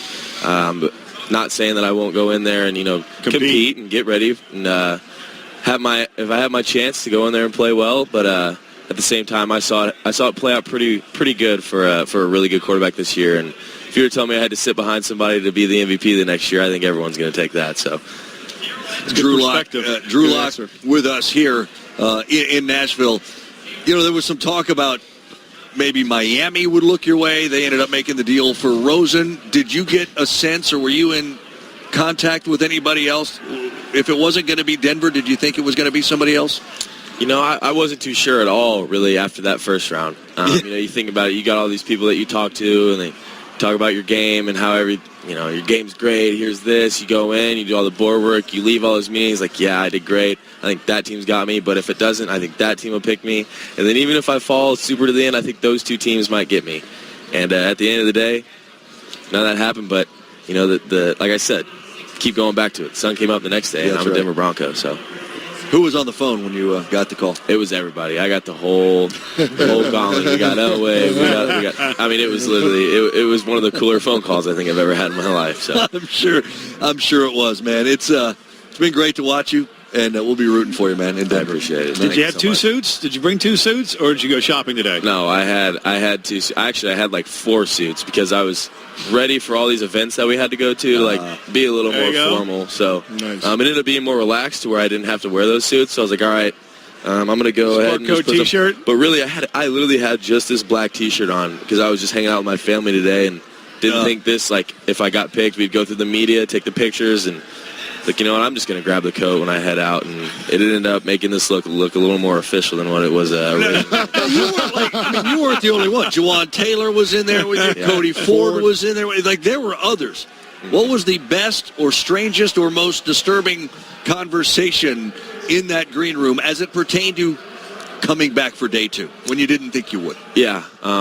It ended up working out well because one of CAA's headquarters is here. I'm with CAA. We ended up going up there into their biggest conference room, sitting with all of my family, waiting for the call. But I think, sorry I'm not answering your question, I had a really cool moment when I walked into the green room today. Juwan was sitting there, and we both went through that day yesterday. And you think about it, it's almost a nightmare when you go to the draft and not get picked in the first round. You're there, the cameras, everything. And we stood up, and we had a pretty big hug right there. And I said, man, I know yesterday was crazy, but I think we ended up in this position for a reason, and we're going to go and make the best of our NFL careers. Drew, I heard through the grapevine you can hoop a little bit. You made the rounds on the AAU circuit, NBA playoffs going on. Who you got winning the chip? Oh, my gosh. So I ended up being a Houston fan because of Jarrett when I was living there. I honestly I'm not going to give you an answer because my Bulls, I'm a Michael fan. I'll just put that out there. I was a Jordan fan, so I'm a big Bulls fan. Well, you are young to be a Michael fan. Space Jam, the movie. Are you kidding me? So I got to ask you, LeBron James starring in Space Jam 2, how do you feel about that? Just to say, I don't know if I'm going to watch it, man. I can't go away from the original. I'll definitely watch it, but I'll get back to you on which one I think is the better one at the end of it all. One thing just crossed my mind, and then we are going to let you go. I know you've got other things to do. Lee Summit, Missouri. I assume you grew up a Chiefs fan to some degree, right? Yes, sir, I did. You could not have liked Denver as a kid. No, I was not a Bronco fan growing up, but I'm a big Bronco fan now. And if I was going to end up anywhere, I'm glad I landed in the AFC West to be able to go home. Oh, that's right. And play the Chiefs and become the bad guy for once. Growing up in Kansas City and Lee Summit, going to Missouri, true son. Nobody's the whole shebang. Booing you. Nobody's booing you. No one will boo me, hopefully, but. Definitely know my family's got some Broncos hats, and I definitely turned some fellow Lee Summits into some Bronco fans. There's no doubt. All right, go do your thing, man. Yes, Thanks sir. for stopping Thank by. you. Good luck. Drew Lock, Denver Broncos. Space Jam. That comes with Michael Jordan. He could take Bill Murray in that movie, guaranteed. Oh, there's no guaranteed. Doubt. Yeah, there's absolutely no doubt. There he goes, Drew Lock. It's been a great time covering him and watching him and. What a great attitude. It happened later than he. Well, you knew that's him. That's one of the greatest things about him is his. He's got a great head on his shoulders. And I'm gonna say pretty good hair too, but like a great head. Great head of hair. Good but salad. I mean, he's got a great head on his shoulders. The 6 inches between his ears. That's gonna play well in the locker room. The attitude that he had and he just displayed. No doubt about it. All right, we're gonna catch you up on the latest picks here in round number 3. As soon as we get you back in Nashville, you're listening to the NFL Draft on ESPN Radio and the ESPN app.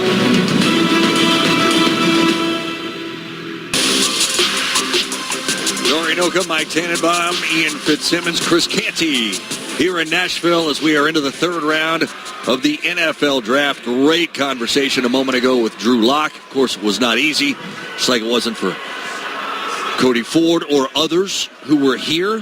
Jawan Taylor out of Florida, who were here last night, decided to stay.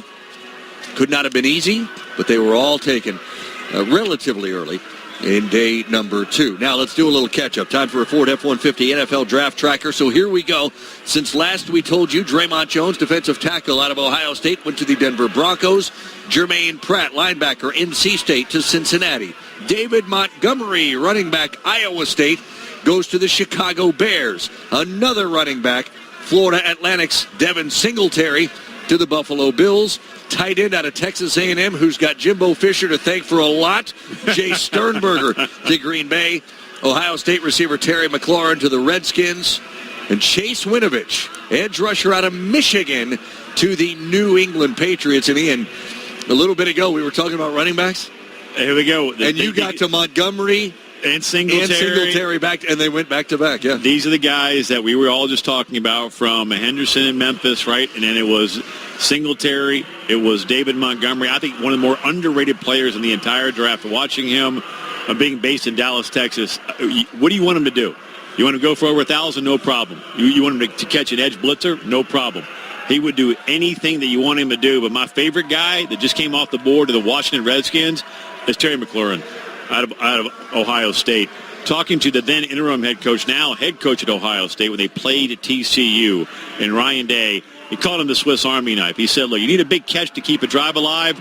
T-Mac's got you. Down a punt inside the 5, he's got you. Cover kicks and a ride with intentions, pinning an opponent inside the 20, he's got you. One of his favorite players in that program. He said, you can't find a coach or a player here at Ohio State that didn't respect and wouldn't follow T-Mac.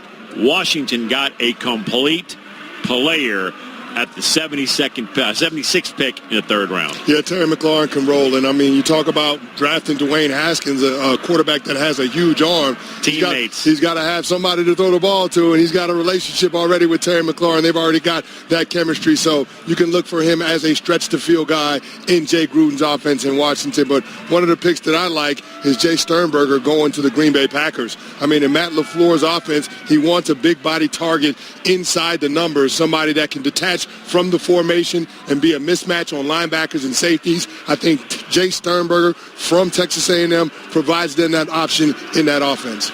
Yeah, and for me, guys, one of my favorite players just went, Chase Winovich. He is a guy that is absolutely relentless. He has 18 career sacks. And if you watch Michigan week in and week out, he was one of the most productive players. They have Devin Bush. They have Rashawn Gary. When they needed a play, Chase Winovich somehow was finding the ball. And one of his things that really was remarkable about Winovich, one of his attributes was his versatility. And you look at New England, Bill Belichick will move Winovich around. And that pick makes a lot of sense to me. That's an area where they were getting old and they didn't have a lot of depth. So I think Winovich to New England makes a lot of sense. Guys, some breaking news coming in here as we look at the Seattle Seahawks. Their last pick of the second round, they actually moved up to take DK Metcalf out of Ole Miss. And perhaps a reason for that was the news that Adam Schefter is now reporting from ESPN that wide receiver Doug Baldwin may be unable to play again due to the cumulative effect of multiple injuries. That, according to the league sources telling ESPN, Baldwin just 30 years of age, but there's a real chance that he's played his last NFL down, according to one source on Friday. This is a Pro Bowl receiver. This offseason alone, he's undergone surgery on his groin and his shoulder. The thought is he would like to continue playing, but just simply may not be able to. Doug Baldwin, Seattle Seahawks. Yeah, and he's been a guy that's been their key guy for years. You know, they've lost some other players at the receiver position, but he's been Russell Wilson's go-to guy. He's a tough, durable guy. He has had a lot of injuries, so you know, that's obviously information they've had. So when they traded up to get Metcalf in the second round, that makes a lot of sense. And Doug Baldwin's one of those guys, if there's any way he could play, he'll figure out a way to do it. Mike, he's a tough guy, but he's not a big guy. And we understand that in this league, hits are cumulative. and, sometimes it adds up. You only have so many hits in you, and maybe Doug Baldwin has reached that point. But if you're the Seattle Seahawks, you got a big concern with him being able to maintain that championship culture because Doug Baldwin was one of the leaders in your locker room. One of the things we always looked at was, what correlated to success and durability, and weight for receivers was always a big indication. And Baldwin, to your point, Chris, wore down, and it's not a surprise that he may have a career shortening. These injuries may actually shorten his career, and he is not a big frame guy. He had quickness, he had really good hands, but he didn't have the size. And to get Metcalf, obviously, they're changing the prototype in terms of the type of receiver they're getting there. That's Mike Tannenbaum. Also with us, of course, Ian Fitzsimmons, Chris Canty, Dari Noka, continuing to bring you coverage of the NFL Draft. A reminder, by the way, this will be the first year that we on ESPN Radio are here all day on Saturday as well. We take you start to finish, starting at 11 o'clock local, noon Eastern time tomorrow. Make sure you tune into Golic and Wingo weekday mornings from 6 to 10 Eastern on ESPN Radio. Among the guests scheduled for Monday morning, Mel Kiper and Todd McShay. That's Golic and Wingo, ESPN Radio, and on ESPN News. Updating the last couple of picks after Winovich out of Michigan went to the Patriots. Michael Dieter, guard out of Wisconsin, to the Dolphins. So they've got to start, building up around Josh Rosen. And then David Long, another Michigan Wolverine, a cornerback, to the Los Angeles Rams. Yeah, and Josh Sint was a guy that was with the Dolphins last year that announced his retirement. Daniel Kilgore's coming back off of injury, so guard was a big position of need for them. Dieter's a guy that's strong, he's tough, he's durable. I really liked him coming out. That's a really good pick.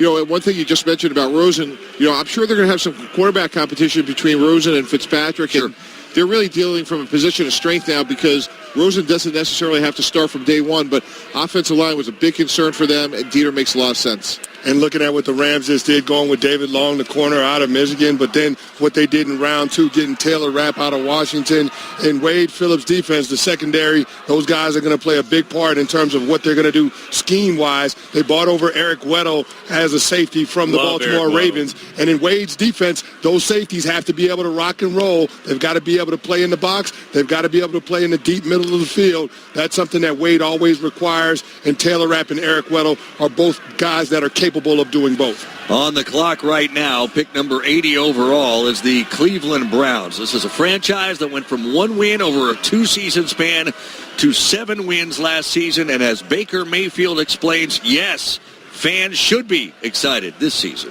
If they weren't excited, then I think they'd be kind of blind to what's going on. The excitement's real, and it should be justified. And so that's our goal, is to, set our expectations and live up to that hype. Odell Beckham, Olivier Vernon, a couple of new additions to the Browns, already tacking on to a team, a franchise that, quite frankly, probably should be expected in a division where there is a little bit of regression around them to be a playoff contender, a division champion type of team. I think we're being a little unfair to Freddie Kitchens. He's learning how to drive a car going 65 miles an hour in the left lane.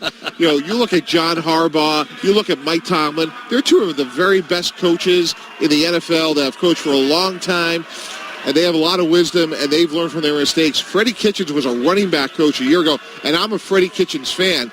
But now you're putting all these expectations on him. He's never been a head coach before at any level, and now you expect him to come in and not have any mistakes and not have any growing pains? Well, here's the one thing I'll say about Freddie, and I happen to be on a team where he was on the coaching staff. He was the tight ends coach in the Bill Parcells era of Dallas Cowboys football.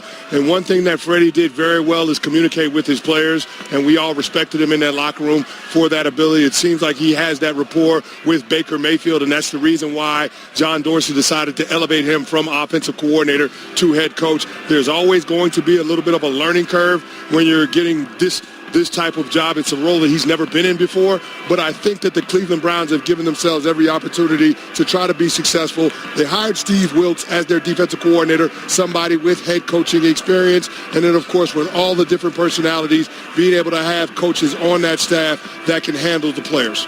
I've known Freddie Kitchens since he was a slightly overweight quarterback at Alabama. going back that far when I was slipping in Bud Lights, under the table at the Purple Fish when I was tending bar back in the day. I mean, that's how far Freddie and I go back. There's a lot of questions. A little bit of a dry snitching right there. It's okay. Bar's defunct now. We're all right. Okay, We're good. They went out of business. All right. But here's the point about Freddie. He was always a fiery competitor. I mean, he'll tell you to this day that C. Brown caught that ball at Auburn in the back of the end zone, and they won that football game. His memory, he can tell you right now every play that was called in a game going back to 1996. It is remarkable, his recall from every single play. Learned under Bruce Arians, also at Arizona, goes to now to Cleveland, and he and Baker Mayfield, two fiery competitors.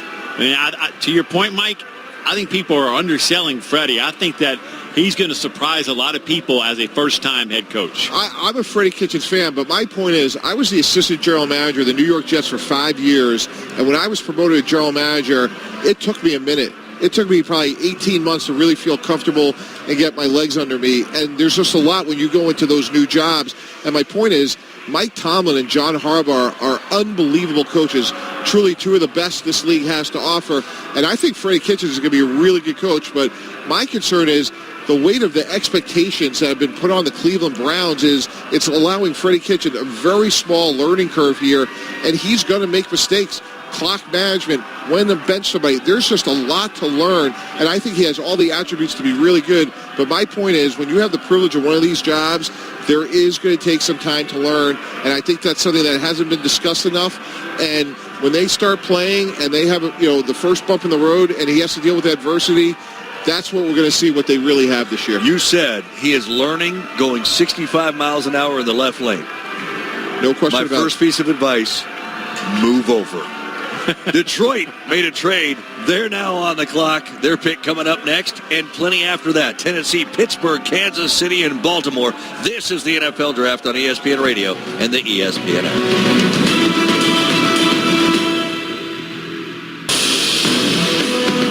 Welcome back to Nashville. Dorian Oka, Mike Tannenbaum, Ian Fitzsimmons, and Chris Canty. A reminder, the NBA playoffs are on ESPN Radio. Make sure you listen on Saturday, 7 o'clock Eastern. It is game number 1 in Toronto as the Raptors host the Philadelphia 76ers. All those games right here on ESPN Radio. Your home for the NBA playoffs, including every game in the conference finals and the NBA finals. So as we cruise along here in round number 3, let's play a little catch-up here. As we told you, David Long, cornerback out of Michigan, to the Rams. Since that happened, we were talking Browns. They went linebacker out of BYU, one of the best names you'll find, Sione Takitaki. And then a BC safety, Will Harris, went to the Detroit Lions with the 18th pick in this round. Tennessee, followed by Pittsburgh, and then Kansas City. As we are here about halfway through round number 3. And again, in general, at this particular point, Mike Tannenbaum, former GM of the Jets and executive vice president of the Dolphins, is this now specific needs that teams are targeting? Are we past best player on the board, or is there still some combination? Yeah, you're still going to get a lot of really good players. Let's go back recent memory, guys. Third-round picks, guys like Travis Kelce, David Johnson, Navarro Bowman. There's a lot of good players that will come out of this third round. You guys already touched on that.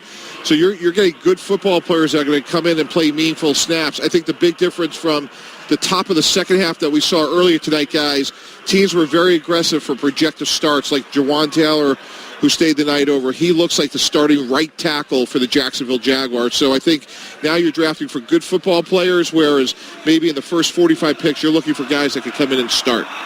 Yeah, I think it's more about guys that are being developmental. You have specific roles for them in mind, but they're going to have to get coached up a little bit in order to be a productive player at this level. So I think that's exactly what you're looking for now at this point in the draft. Guys that show some traits that you can see value for based on what your team likes to do, the identity, who you are. Talk to any current general manager, former general manager. This is where the bulk of your team is built, starting right now to the end of the draft. I mean, the glitz and glamour is last night. The guts is right now. So to your point, to your question, whether you're looking for need or sticking to your draft, man, if it's me, I'm sticking to my board. You work 364 days out of the year to put it together. As names come off, I'm still sticking to best player available. Am I wrong? No, you can never go wrong with taking good football players. That happened to us a couple of years ago in the first round where 2016, we had Brandon Albert, a really good starting left tackle. We had a lot of needs on that team, and Laramie Tunsil somehow fell to us for reasons that happened earlier in his career. We took him, we put him at guard for a year, had Brandon Albert, went to the playoffs. Brandon Albert aged out. We moved Tunsil over to left tackle. He started 44 games. He should be a 10-year fixture at left tackle for the Miami Dolphins. So it's exactly what you talked about, Ian. We were married to the board, and long-term, that's what worked out best for us. And, Mike, I want you to clarify something because everybody starts talking about the board and making sure you get good value for the pick. But doesn't need sometimes influence what you do and how you grade a player on your board? Yeah, Chris, absolutely. And you try to hopefully those two things balance. And I think, again, going back to some of the examples we saw earlier tonight with some of those early trades where Jawan Taylor was a guy that obviously Jacksonville had graded highly. You had talked about, hey, they could have taken him in the first round, and they need a right tackle, so let's go up and get him because the board and the needs, marry together, and those create opportunities for teams. Tennessee has just chosen a moment ago. Pittsburgh followed. This is where we stand right now in the NFL draft as we are in round 3, roughly halfway through round 3. The hometown Tennessee Titans here in Nashville took Nate Davis, a guard out of UNC Charlotte, or Charlotte as it's more commonly referred to now. A young program entering the FBS level. And by the way, let's say Will Healy, I don't know if you're familiar with this young man. Yep. But he is an up-and-comer, and he just was hired to take over that 49ers group. The Pittsburgh Steelers have a pick in.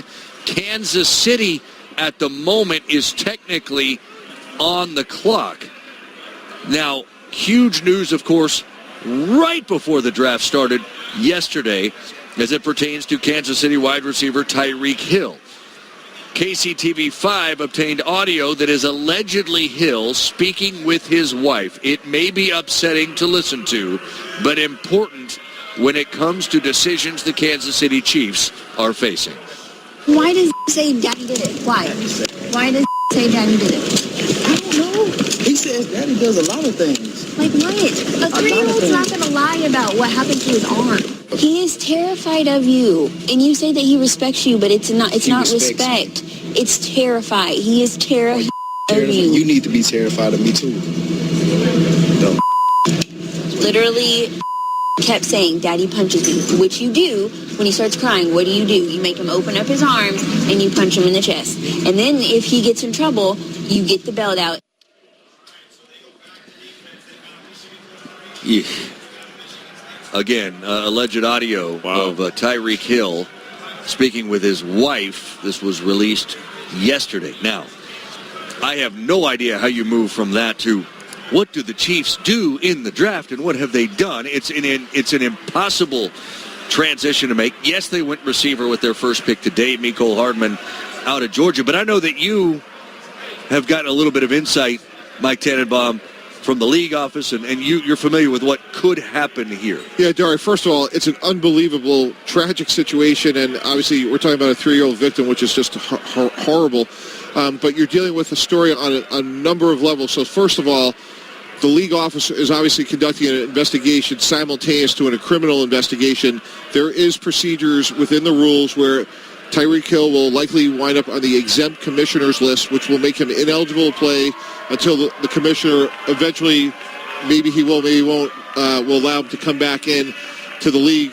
But he has lost eligibility to play. He goes on that list. His contract tolls, so he can't become a free agent. His rights remain with the Chiefs. So what will happen is there will be 2 investigations. There's a criminal investigation that will go on by the authorities in Kansas City, and simultaneously the NFL, under the personal conduct policy, will conduct its own very thorough investigation. They will have their own punishment, which will be on parallel tracks with a criminal investigation. And really, at some point, Dari, this comes out of the Chiefs' hands, and it goes into the hands of the league and the criminal justice system. With that said, Kansas City also has to deal with their locker room and their fan base. So right now, they have a lot of decisions to make. To me, when they took Mecole Hardman in the second round, a guy who's explosive, who looks like a T.Y. Hilton, who has speed, on paper looks like he's a guy that at least potentially has the attributes to replace Hill. But if I'm the Kansas City Chiefs, if I'm Andy Reid, if I'm their owner, if I'm Brett Veach, their general manager, I have to assume at this point in time we're moving forward the 2019 season without Hill. Well, and I don't think it should just be the 2019 season. I think this should be permanently if you're the Kansas City Chiefs. You sent the message to your fan base last year when you decided that you were going to release Kareem Hunt after the emergence of that disturbing video of him being involved in a domestic violence situation in that offseason. I think with the discovery of this new evidence, if that is indeed Tyreek Hill's voice in that audio tape, I think that's more than enough for you to make the decision that you're going to move on from him, because that, to me, is a violation of the personal conduct policy. But even beyond that, that's below the standard that NFL teams should hold their employees to. And the Kansas City Chiefs decided that they're going to take a stance last year during the regular season with Kareem Hunt. I think they need to apply that to the Tyreek Hill situation. Banning him from the offseason program is not enough. Here's the thing, Ian and Chris and Mike. We know this. Unless Tyreek Hill ends up in jail or prison, he may get released, but he probably hasn't played his last down in the NFL because it's the nature of the beast. He's incredibly talented. He is a very good wide receiver. He is a game changer. I'm not saying that's right. He's I think it's very, very wrong. Changer. But we've seen it too many times. How quickly was Kareem Hunt picked up by the Cleveland Browns? Well, here's my problem with that, Dari. This is not the first time that Tyreek Hill is dealing with an incident of this nature. Keep in mind, his significant other, Crystal Espinal, was involved with a situation with him when he was at Oklahoma State, where he was accused of committing domestic violence then against her. And when she was pregnant and punched her in the stomach. And she was pregnant. But with the 3-year-old boy. With the 3-year-old boy. But now we're talking about the 3-year-old boy being in danger, and this is the environment that both of his parents created for him. They had to remove him from the household. So we're talking about violence against women. That's one thing. But I think violence against a 3-year-old is a bridge too far. I think the NFL has to send a strong message. How strong? I don't believe that Tyreek Hill deserves another opportunity in the National Football League. If the accusations are true, I do not believe that Tyreek Hill deserves another opportunity in the National Football League. Here's the other aspect, because we have to, one, again, identify that is his voice. And every NFL team, Mike, you can speak to this, that you have former FBI agents, you have former police detectives, and we have people living in space. Now, we can figure out whether that is his voice or isn't his voice. So once that is... the investigation is done, and if that is his voice with his wife, and all of this is true, again, there is precedent here. I don't think the guy should play football again. Yeah, and Dari, you mentioned earlier that, because of his talent, will he get a second chance? Ray Rice was a different example with a different outcome where, obviously he never played again after the unfortunate incident he had with his wife. Well, because video came out. There was video, but he was also well past his prime. He was 30-plus years old at running back. That's a different situation, But I got to tell you, just sitting in the seat, having the privilege to sit in the seat with a couple of organizations, first of all, I agree with Chris. I would never bring him into my organization, but even if you wanted to, you got to get up in front of your fan base. You got to get up to the podium and say that, hey, I'm proud to do this. I think this is in our best interest. And at some point, what do you stand for? What do you stand for? You're trying to win a championship. You're trying to build a contender. That's our charge. But you want to do it within reason with people that, look, are going to have bumps in the road. They're going to have different backgrounds, and that's one of the things I actually love about pro football. We've talked about the Laramie Tunsil situation, but, at some point you do have to draw a line, and that's why there's so many layers to this. There is a presumption of innocence in our country. That's the criminal justice system.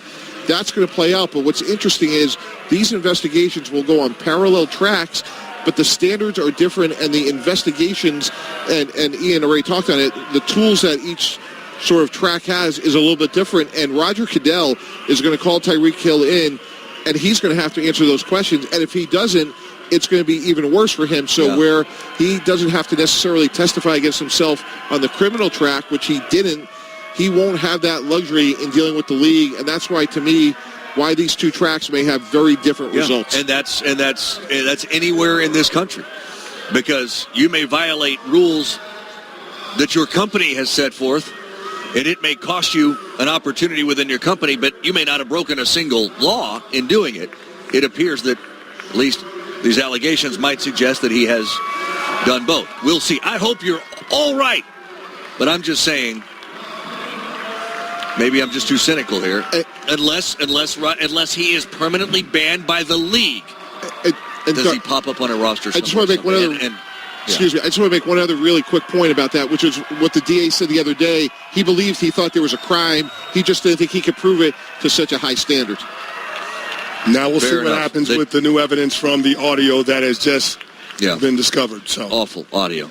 Western Illinois defensive tackle Kalen Saunders is the most recent choice of the Kansas City Chiefs. Ravens, Texans, Patriots, and Vikings next. You're listening to the NFL Draft on ESPN Radio and the ESPN app.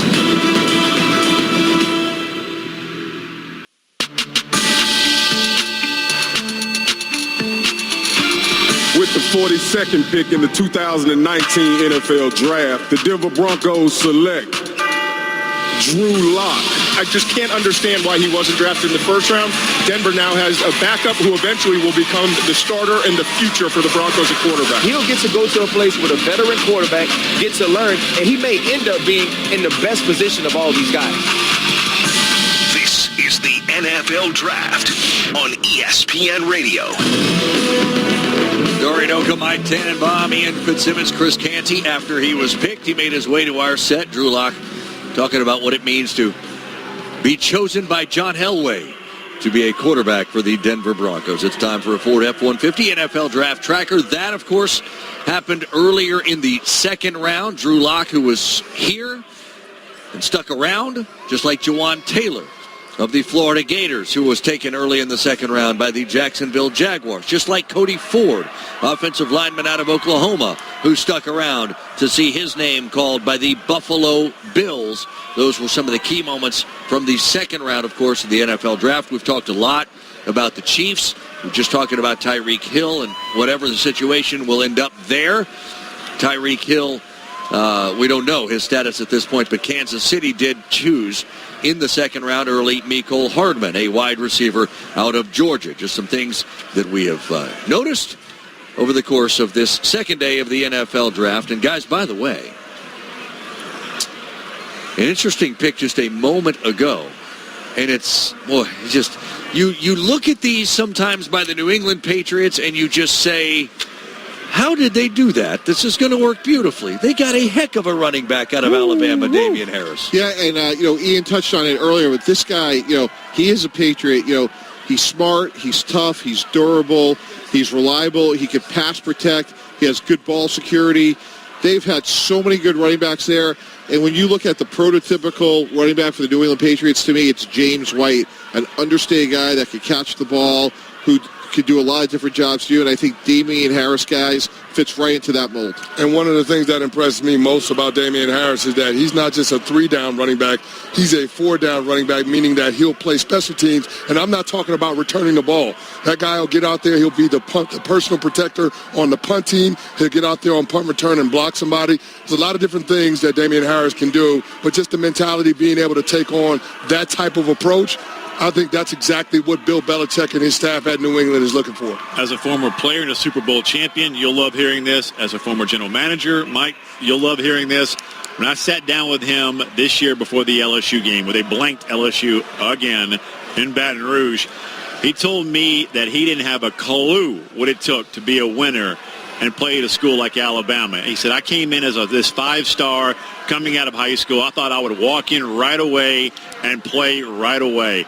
Mentally, I didn't have an absolute clue. Zilch. Physically, I thought I was the man. I was a child. Didn't have a clue. So what did I do? Scotty Cochran, the legendary strength coach there at Alabama, said, follow that guy and do what he does. That guy was Heisman Trophy winner Derrick Henry. So what did Damian Harris do? He said, I mimicked everything Derrick did. I followed everything, every lead, every rep. You name it, I followed him. He taught me what it takes to play at a place like this. Now, the reason I came back from my senior year is to pass it on to younger guys. That's one of the main reasons I came back, to be a leader. And he's been that guy on and off the field, and it shows. And he said one person he wanted to relay what Derrick taught him was to a younger running back who went in the first round yesterday, and that's Josh Jacobs. And in talking to Josh, he said he can't thank Damian Harris enough for what he taught him. That's what's going on there at Alabama. And Damian, Doesn't care about the stats, didn't care about who got the reps or the glory or who won the first round. He cared about one thing, winning, and that's what the New England Patriots just got. They got a winner and a true team player. You know, Ian, that takes me back to something we heard the Alabama guys say yesterday in terms of when they step foot on campus, how they get broken down by the program initially, and then they build them back up with the proper football habits. They go down to the fundamentals of it, and they teach the game the right way. That's why Alabama has got a streak of 11 straight years with a first-round pick, second to only the University of Miami. Harris and Sony Michel working in tandem in that New England backfield.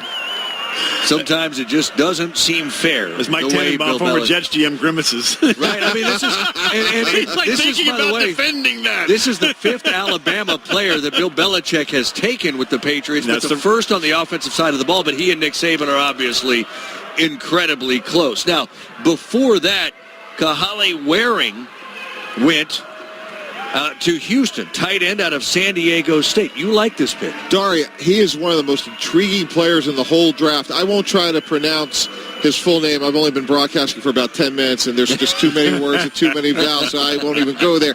But what I can tell you about is this guy actually has a little bit of a water polo background. He only started 5 games in college. He only played his senior year, but this guy has an upside that could be, and I'm not saying he's going to be Rob Gronkowski, but he has immense upside. Talking to a number of teams coming into this weekend, a lot of them thought he would go in the second round. He's 6'5", 252 pounds. He ran 4.67.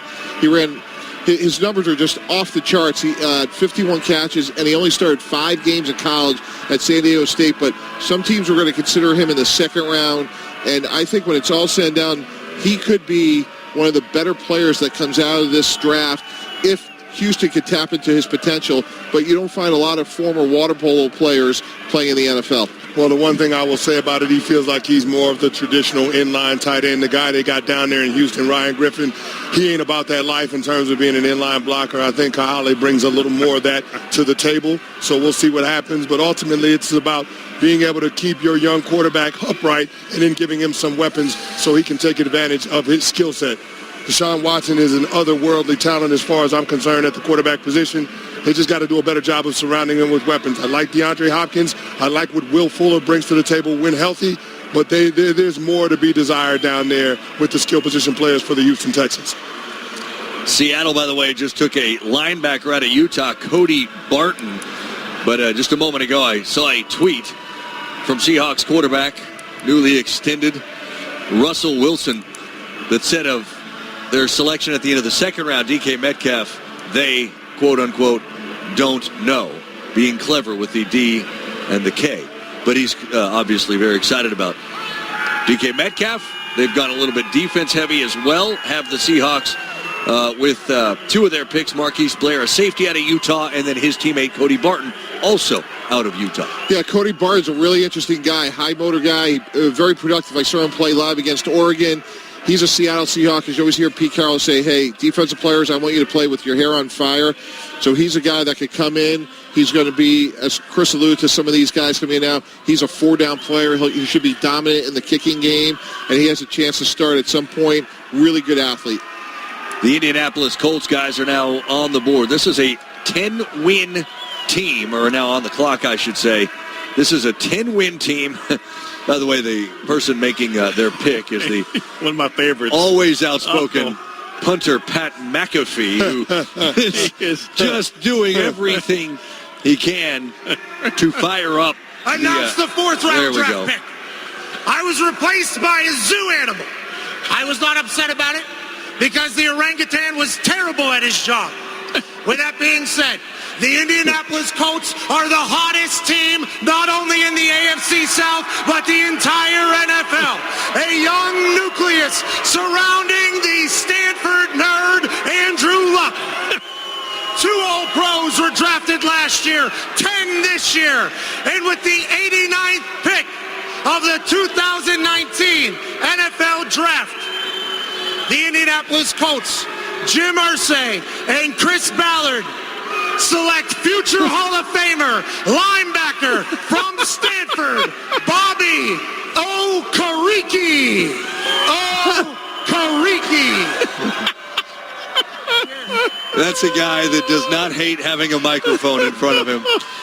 Bobby Okereke. Pat McAfee. Is there any...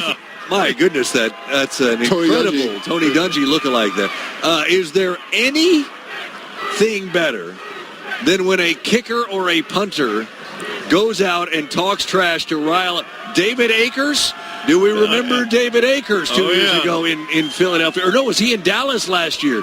But the former Eagle kicker was doing his best there. Dari, did you just ask me if I remember David Akers? A guy that's no.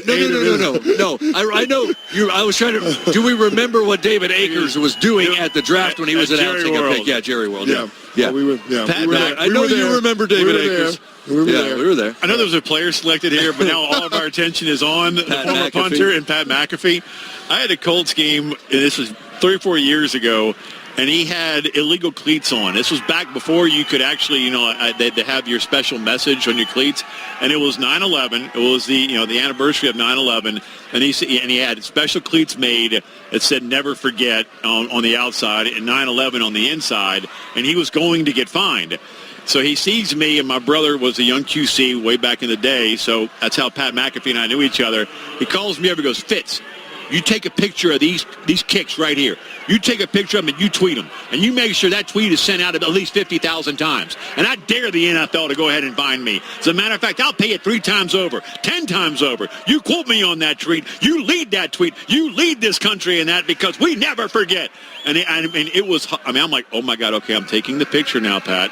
I promise you I will tweet it. Here it comes. And it went everywhere. At first, the NFL was going to do what? Fine him. You know what they ended up doing because of the backlash? Nothing. Exactly. Why? Because he was so out there because he's Pat McAfee. And the backlash of his latest rant is that he's already put Bobby Okereke in the Hall of Fame, which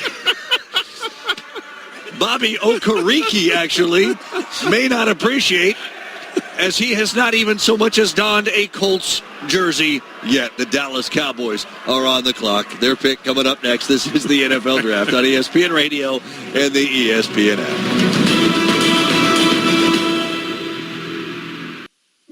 With the 51st pick. With the 56th pick. With the 64th pick in the 2019 NFL Draft. The Tennessee Titans select A.J. Brown, wide receiver. The Kansas City Chiefs have selected Mecole Hardman, wide receiver, Georgia. The Seattle Seahawks select DK Metcalf, wide receiver, Ole Miss.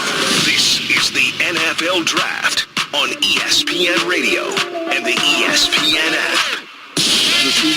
You know, we started the day in Mel Kiper's best available players. Out of the top 30, there were 7 wide receivers, and there as you have heard, been a nice run on wide receivers so far here on day number 2 of the NFL Draft in Nashville, Tennessee. Dari Noka, Mike Tannenbaum, Ian Fitzsimmons, Chris Canty with you. A reminder, the NBA playoffs are on ESPN Radio. Listen in on Saturday. That's tomorrow. Sixers and Raptors, game number 1, 7 o'clock Eastern, right when we are off the air here on day 3 of the NFL Draft. You can catch that game right here on ESPN Radio, your home for the NBA playoffs, including every game of the conference finals and every game of the NBA finals. As we cruise along here, past the halfway point of the 3rd round, the last couple of picks we can give you. Dallas going offensive guard out of Penn State, Connor McGovern. The Chargers then taking a tackle out of Sioux Falls, Trey Pipkins, who becomes the first player from the University of Sioux Falls to be taken in the common draft era since 1984, when a punter by the name of Brian Hansen went in the 9th round. Now, some focus on the Jets, who actually moved up 1 spot to make a selection here. 1 spot. Now, there's a lot of buzz around this team, in part because Le'Veon Bell is on it right now. He's a special player who can cover up flaws in an offense, says head coach Adam Gase. I think it's well documented in a lot of the things that he's able to do, and it's really going to be how we can make sure that he keeps doing those type of things. And he can cover up some weaknesses that you may have at times, and that's what great players do. It's an organization that you, Mike Tannenbaum, know well. It's a head coach that you obviously know very well. What's a realistic expectation of the Jets this season? Well, I'll tell you what, they're going to be a lot better on offense. Adam Gase is a high-octane, high-energy. The way these guys were describing Freddie Kitchens, Coach Gase has a lot of those same attributes. And it's not by accident. When you look at two of the first moves they made, Le'Veon Bell, but also Jamison Crowder, those are long handoffs for Sam Darnold to give him confidence, to get him some rhythm in each game. And I expect to see Darnold's completion percentage increase, and from that platform will allow his whole game to increase. So I thought it was a really good hire by the Jets because, Adam's job description right now is going to be the quarterback, and the quarterback. And if Sam Darnold plays well, that's going to lift the whole organization. I think it was a really good hire, and I would look for Crowder and Bell early in the season, early in games, to get the ball, to get that offense going. I think there are huge expectations for the Jets coming into this year. They've had 3 consecutive seasons of 5-11 or worse. The team hadn't made the postseason since that man, Mike Tannenbaum, was the general manager back in 2010. So, there is a lot of show and prove right now for Mike Maccagnan and this new Jets regime. There's a lot of pressure on them to get it done. They spent a lot of money in free agency. They went out and got C.J. Mosley. They got Le'Veon Bell. They traded for Colicchio Simile, and they added Jamison Crowder. They've got to make sure that they're competitive. They need to be competing for a playoff spot in December.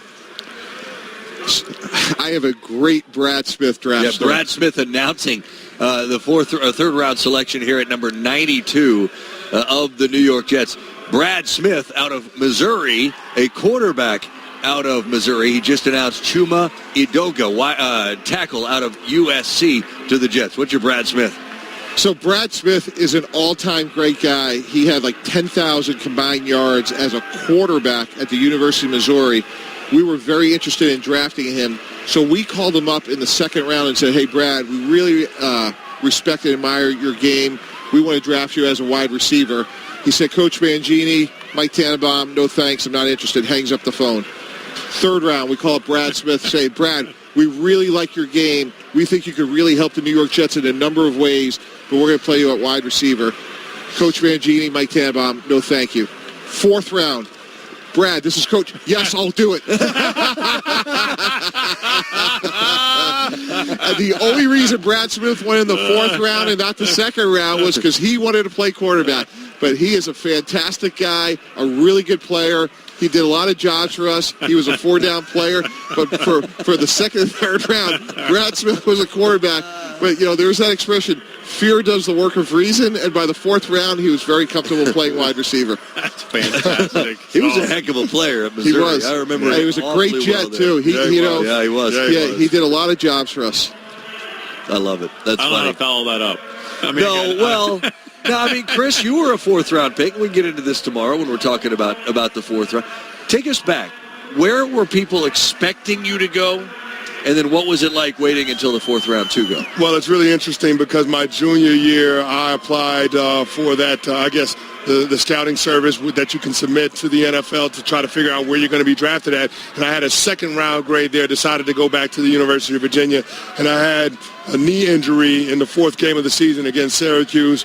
I had a dislocated knee, tore 3 ligaments. Needless to say, I didn't go where I was projected to go. Ended up being a day 2 guy, but back then day 2 meant rounds 4 through 7.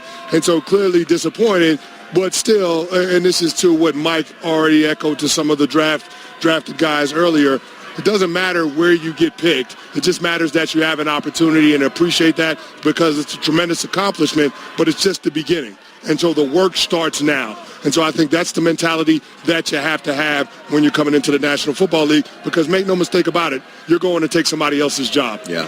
And when we're on the air for 4 rounds tomorrow, there are going to be a lot of names that we hit that you listening may not know. But there are a lot of names that you may not know now that you might know eventually. And those are the success stories that make this thing so special sometimes. And you will know some of those names also. Sure. I mean, you look at right now, Riley Ridley out of Georgia. Mac Wilson, inside linebacker out of Alabama. These are guys that are still out there that have made big plays on grand stages. And then there's other guys I really thought, Chris and I were over here talking about Jets going wide receiver. Hakeem Butler is still out there from Iowa State. A big, physical, fast wideout with sure hands. Those are the kinds of guys where the guts of your team are built. And just because you might go late 3rd, 4th, 5th round you still can't have that massive impact. Hell, there's some guy that went 199 in 1976 that's still playing football for the New England Patriots. 1976, you say.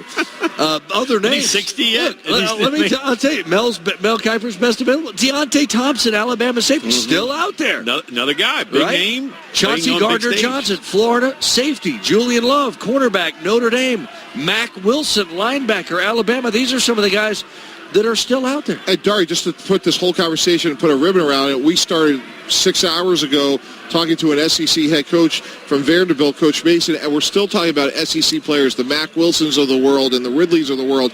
It's amazing, not only the top-end talent of that conference, but we're going into round 4, still talking about the SEC and how dominant they are. One was just taken, pick number 94 to the Tampa Bay Buccaneers, Jamel Dean, cornerback out of Auburn. So, again, another SEC selection there. The Giants, the Bills, and the Patriots, those are the next teams to make a selection. Let's pause 10 seconds for station identification. You're listening to the NFL Draft on ESPN Radio and the ESPN app.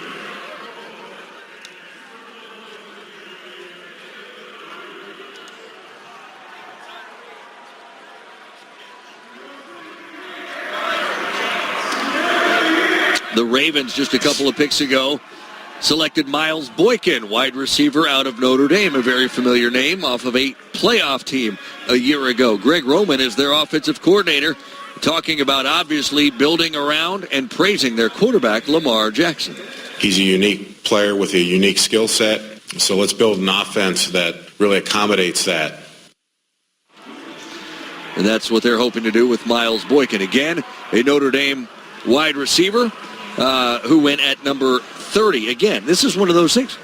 You might be listening. I remember Miles Boykin, right? Yeah, to your point, Ian. There's a lot of guys out there between now and the end of the day tomorrow that are going to go that we know. And I'll give you another name that may come here in the third round, but obviously going to go tomorrow.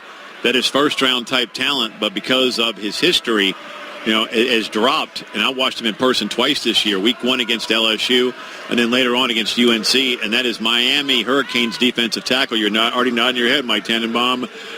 Gerald Willis. No question.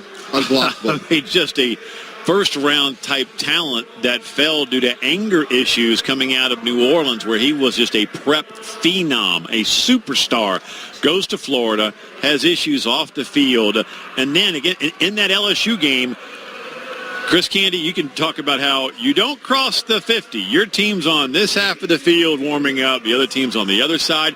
He goes all the way to the LSU 30, and a brawl almost ensues where Devin White was ready to go right then because of Gerald Willis. Well, caught it under control. He had a massive game. Now, they got trucked, but he was almost unblockable. Talking to him before the UNC game, he said, look, and he has his tattoo. I noticed his tattoo on his shoulder that said, only God can judge me. And he said, look, coming into the season, I had a lot of personal issues I had to handle off the field, so I couldn't make this comeback. I just had some family issues. I had to get my mind right to be able to focus. I worked on it a lot. I'm a changed person. I'm a changed man. I'm learning how to control that anger and harness it. That is first-round type talent that we're talking about, and a big name from a big-name type program that hasn't gone off the board yet. And whoever gets him, if he has changed, is getting a remarkable player. He transferred from Florida. Yeah. And he took a year off. Exactly. And Gerald Willis was one of the things I used to do was the Under Armour All-America game. And there was a situation I was in at one point that kind of blew up a little bit with Landon Collins. I was hosting his selection. Landon Collins. Mama. His mom didn't like that he chose Alabama over LSU, right? And that gained a lot of traction. Gerald Willis is Landon Collins' brother. Gerald Willis, 2 years later, was at the game. And he could not decide between Florida and LSU. And his mom, April Justin, was right back there with me. And we're sitting together. And like Landon, Gerald left Louisiana and went to Florida. But it was a difficult decision, and he ended up at Miami. And as you were saying, had a great, mostly great season. And, yeah, his name will come off that board tomorrow. Make no mistake. By the way, a good pick from the Giants. Well-known. Mel loves this guy. O'Shane Ximenez, an edge rusher from Old Dominion. We can get into that. And with that, we're looking at Redskins. We're actually into compensatory picks at this particular moment as we are on pick number 96. It is the Bills on the clock. You're listening to the NFL Draft on ESPN Radio and the ESPN app.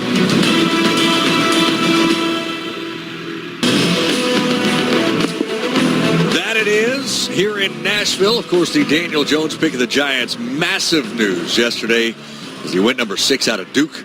Massive news over the course of the early part of the day today.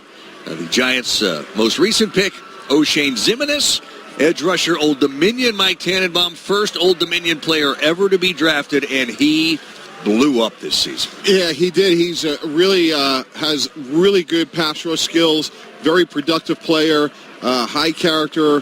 He's a really intriguing prospect. So everyone that was giving Dave Gettleman a hard time about not taking that pass rusher with the 6th pick, hey, they got Dexter Lawrence at 17, not the pass rusher, good inside defensive tackle. Maybe he replaces Damon Harrison, but at least they do come back now and get a pass rusher.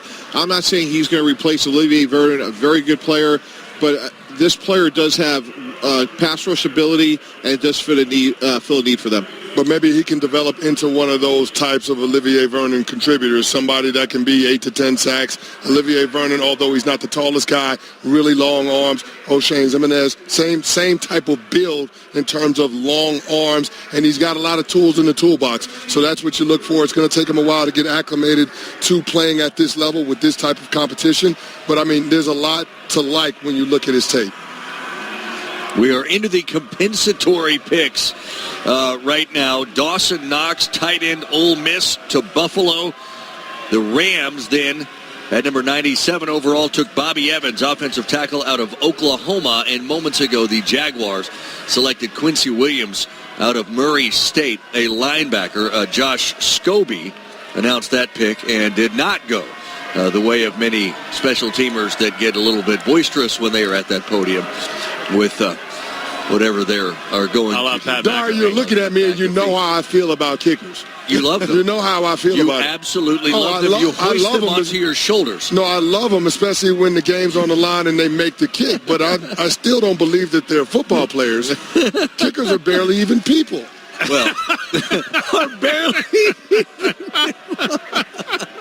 Well, there is an exception to the rule, and I think Pat McAfee, as a punter, does with the personality. Personality goes a long way, as Jules said in Pulp Fiction. Well, they're kind of like hockey goalies, for that matter, right? A little odd catchers sometimes, right? They're a little bit different personalities are different. Yeah. It's a little different, though. The hockey goalie will get involved in the action. They'll throw their gloves down and take their helmet off and mix it up a little bit. I don't know too many kickers and punters that are doing that in the National Football League. Just putting that out there. Okay. Just putting that out there. Okay. And if somebody else got something to say about it, they can come see me about it. Okay. 4 picks to go, by the way. Compensatory picks. Now, historically, there have been some pretty good ones that have been taken as third-round compensatory picks. Hines Ward, Mike Vrabel, James Conner, who has made the loss of Le'Veon Bell a little less damaging to Steeler fans. What are the rules surrounding compensatory picks? What do we need to know, Mike Tannenbaum, about these picks? Yeah, so it's a very complicated formula, but basically you look at the gains and losses of unrestricted free agents, and the difference between an unrestricted free agent and a free agent is an unrestricted free agent, that player's contract expires. A free agent is when a player gets cut. It's a subtle but important difference, and basically there's a whole netting out process at the end of the year. Teams have done a very good job of actually tracking their gains and losses during the offseason, and that you actually know what you're going to have in the subsequent season. And starting a year ago, the league allowed you to start trading them, and that's made compensatory picks that much more valuable. And I think that's one of the reasons, guys, we've seen the proliferation of trades is because compensatory picks are now tradable. Mike, we just talked about the compensatory picks. We just moved into that portion of the third round. But the last pick before we got there was O'Shane Ximines, and that was the last part of the Odell Beckham Jr. trade to the Cleveland Browns. Remember, Jabril Peppers was a part of that deal, the number 17 overall pick, and then number 95. So we have a complete picture in terms of what Dave Gettleman did with the draft capital that he got in return for moving Odell Beckham Jr., arguably one of the best wide receivers in our game. Yeah, and as you touched on, Jimenez has really interesting pass rush ability. It's probably just not going to come from day one because he's coming from Old Dominion. So, that trade will probably take 2 to 3 years to evaluate. But, when you give up a transformative player like Odell Beckham Jr., you really got to make sure everything that you've acquired for him pays off. And right now you got to give it a grade of incomplete, and we'll see, especially when you pass on all those great pass rushers at number 6. All right, so Mike Edwards, by the way, Tampa Bay getting a safety out of Kentucky. We've seen multiple Wildcats in that defensive backfield. That's a good player that I got to watch in his career at Kentucky very closely. So the Buccaneers just take him, and we are at pick number 100, which belongs to the Carolina Panthers. Panthers, Patriots, Vikings is how we will finish up here on day number 2. Yeah, and again, just look at the last few picks. Again, we talked about the SEC all night, and, Mike Edwards, Dawson Knox, it's amazing. Like, the SEC, when it's all said and done, may have, upwards of, in terms of all the other conferences, more than double the next closest conference. And from a front office perspective, we would send our most veteran seasoned evaluators into that conference over and over again because, again, the lion's share of the players are coming from the same place. And one other aspect to touch on as well, going back to Bobby Evans, left tackle out of Oklahoma, going to the Rams. And this goes back to Kyler Murray, the number 1 overall selection. That Oklahoma offensive line has now had 2 guys selected. Lincoln Riley told me their starting center is arguably their best player on the team, including Kyler Murray. And he was a true freshman. But that line averaged 6'4.5" and 325 pounds. And I don't recall Kyler Murray having a whole lot of passes batted down. Bobby Evans is a mountain of a man because in this day and age, even in the NFL, and Chris, what are you 6'8"? 6'8", yeah. Do you have do you have a concern about Kyler Murray being 5'10", throwing over those guys that are now being picked in the top 3 rounds, right? Well, that's one of the things that we talked about after the draft last night and looking at round 1 and recapping. I mean, I'm not concerned about it, and that was one of my responsibilities, not to allow those quarterbacks to have clear lanes to deliver the football, especially in the middle of the field, which are the high percentage throws. So based on what we've seen in today's offenses and over 60% of the snaps being out of shotgun. I don't think there's a concern for Kyler Murray being able to see downfield. And then, of course, when you start factoring in the mobility to his game, I think he can do a good job of being able to find windows to deliver the ball downfield. Well, it's interesting, like working with Coach Belichick, he always talked about set the edge, set the edge, set the edge. You go back to the Super Bowl, they made the pocket really noisy for Jared Goff. And teams are going to set the edge on Kyler Murray. They're going to force him to throw the ball from the pocket.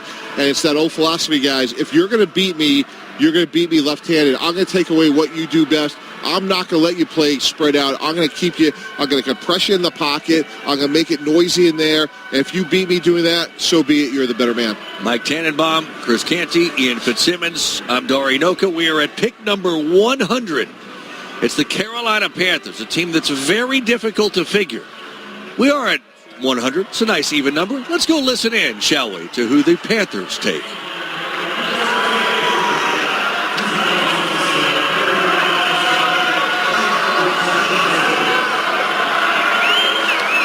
Hey, Nashville, what's good? Keep pounding, baby. Keep pounding. We're in the building.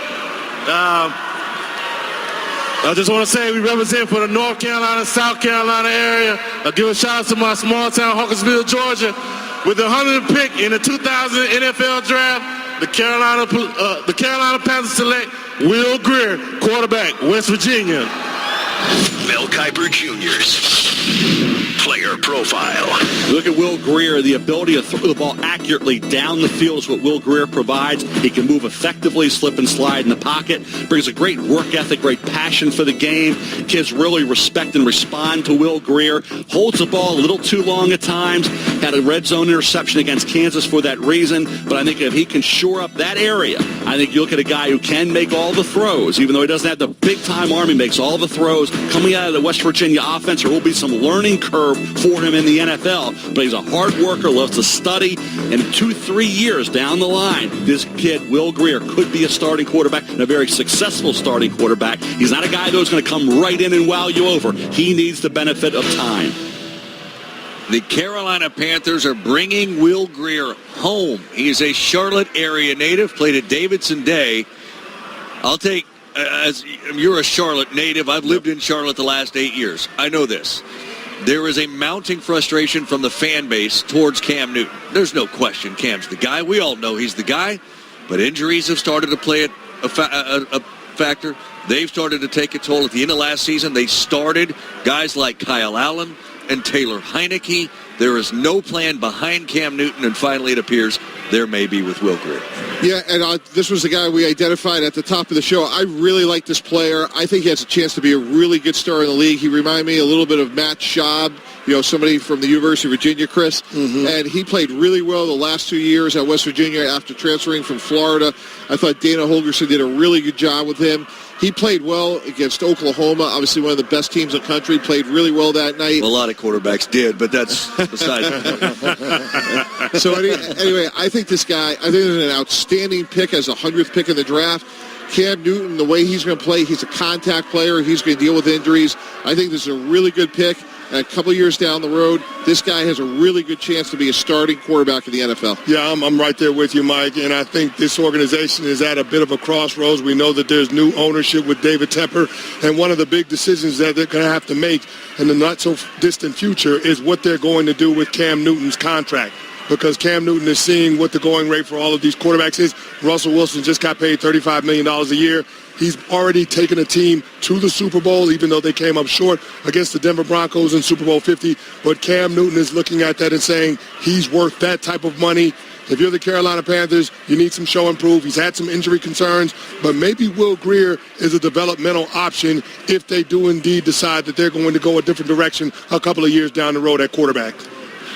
I remember having a Carolina game, I think it was against the Minnesota Vikings, and talking to Ben Hartsock, a guy that played for you for a few years with the Jets, and Mike Tannenbaum. I asked him about Cam Newton, and he said, the thing about Cam is he'll make this most exceptional throw, and you're going, oh, my gosh, how in the world did he do that? Or he makes this remarkable run, makes 6 guys miss, and scores a 30-yard touchdown. You're going, oh, my gosh, how in the world did he do that? And then on a 3rd and 2, he misses a wide-open guy in a little layup pass. He couldn't make the layup, but he can make the extraordinary dunk. And that's what was one of the most, and I think that is one of the most frustrating things about Cam Newton. And that Super Bowl that you're talking about, to fans, that feels like it was decades ago. And this, what have you done for me lately, social media world that we live in. Also, there's the perception that in that Super Bowl with the game still seemingly in the balance, made a business there was a decision. fumble, and he didn't dive on that fumble, and that probably rubbed some parts of the fan base in the wrong way. I'll tell you this. When I moved there and a couple years in, you saw Cam Newton jerseys everywhere. Now you see Luke Kuechly jerseys everywhere. You don't see as many Cam Newton jerseys. There is a frustration level there. Again, no question he's the guy. Everybody there knows it. But now at least there seems to be a plan for when the time comes that it's not Cam Newton any longer, and that's Will Grier. Another West Virginia player was taken right after Will Grier. The Patriots taking offensive tackle Yadni Kajust, and then Minnesota with the final pick of this 3rd round. Just made a selection as well, and I've got to track who that is. I lost my picks. There it is. Alexander Madison, running back out of Boise State, goes there. In the end, guys, only 2 quarterbacks. We started the show talking about, what about Ryan Finley? What about Jarrett Stidham? Anybody else? 2 quarterbacks is all. That's all that went today. Drew Lock and Will Grier. That sets up and for Josh Rosen. And, well, sure. And Josh throw him in there as well, right? That does set up for a very interesting final day tomorrow. By the way, make sure you tune in to Golic and Wingo weekday morning, 6 to 10 a.m. Eastern on ESPN Radio. Among the guests scheduled for Monday, Mel Kiper and Todd McShay. It's Golic and Wingo, ESPN Radio, and on ESPN News as well. Mike Tannenbaum, Ian Fitzsimmons, Chris Canty, Dari Noka with you here. And we'll be back to put a bow around what we've seen in rounds 2 and 3 here at the NFL Draft in Nashville. This is the NFL Draft on ESPN Radio and the ESPN app. Ain't no party like a Nashville party. Ain't no party like a Nashville party. Ain't no party like a Nashville party. Ain't no party like a Nashville party. As we welcome you back to Nashville, we are finished with day number 2 of the NFL Draft, rounds 2 and 3 in the books. Dari Noka, Mike Tannenbaum, Ian Fitzsimmons, Chris Canty. All right, rounds 2 and 3 done. Biggest story from day 2. What is it? Dari, I go back to the very top of the 2nd round and a run on all these players and these trades that we see so many starters that'll be starting on opening day. Byron Murphy from Arizona, right on down. Rock Ya-Sin, the Colts. Jawan Taylor, Jacksonville. Debo Samuel, 49ers. Greg Little, Carolina. And Cody Ford, Buffalo. Those top 6 picks we saw in the top of the second round, those 6 players, barring something unforeseen, should all be starting on opening day. And really sets the table up for a really interesting day tomorrow, rounds 4 through 7. There's still a lot of really good players. Probably won't project as many starters as we saw tonight, but we're going to see a lot of really good players come off the board tomorrow. One of the things that's a huge takeaway for me is a team that didn't decide to make a pick last night was a big winner today. The Indianapolis Colts trading back into day 2 and then picking up a lot of value. You mentioned Rock Ya-Sin. I think Paris Campbell has outstanding potential, being able to be that Robin receiver opposite of Batman in Indy, which is T.Y. Hilton. So, I mean, if you're talking about making sure that you're giving Andrew Luck enough weapons in order to take that offense to the next level, I think Paris Campbell goes a long ways to doing that. They signed Devin Funchess, low-risk proposition, only a base salary of $3 million this year. But I love what the Indianapolis Colts did in day 2. There's a reason why Chris Ballard is one of the highly regarded general managers in our game. 2 things for me. The run on running backs, and every single one of them, I think, are going to be making big plays for their teams, going from David Montgomery to Iowa State, Damian Harris going to, of all teams, the New England Patriots to join Sony Michel in that backfield. It's almost unfair. Henderson at Memphis, I mean, it's the run on running backs here in the second and third round, especially in the third round, and bunched together. I think a lot of teams got a lot of talent at a great value from playmakers at the running back position. And Miami. Oh, you don't want Josh Rosen at 48? That's not good enough? Okay, Pumpkin, tell you what, we're going to trade with the New Orleans Saints. You want to go in the 60s now? Now do you want Josh Rosen? And then finally the deal is made between the Arizona Cardinals and the Miami Dolphins. And now Josh Rosen is a Miami Dolphin. Yeah, Josh Rosen from Arizona to Miami for a second-round pick that ended up at number 62, and then a fifth-round pick in next year's draft. Only 2 quarterbacks went today, which is certainly a surprise, and it'll be a story moving into tomorrow's day 3. Drew Lock to the Denver Broncos. Will Grier at pick 100 to the Carolina Panthers. And, oh, by the way, Quinnen Williams, Alabama, we talked about him yesterday going to the Jets. His brother Quincy went late in the 3rd round. Linebacker out of Murray State went to the Jaguars, and those 2 teams will face each other in week number 8. Just something to look forward to over the course of this season. You've been listening to the NFL Draft on ESPN Radio and the ESPN app.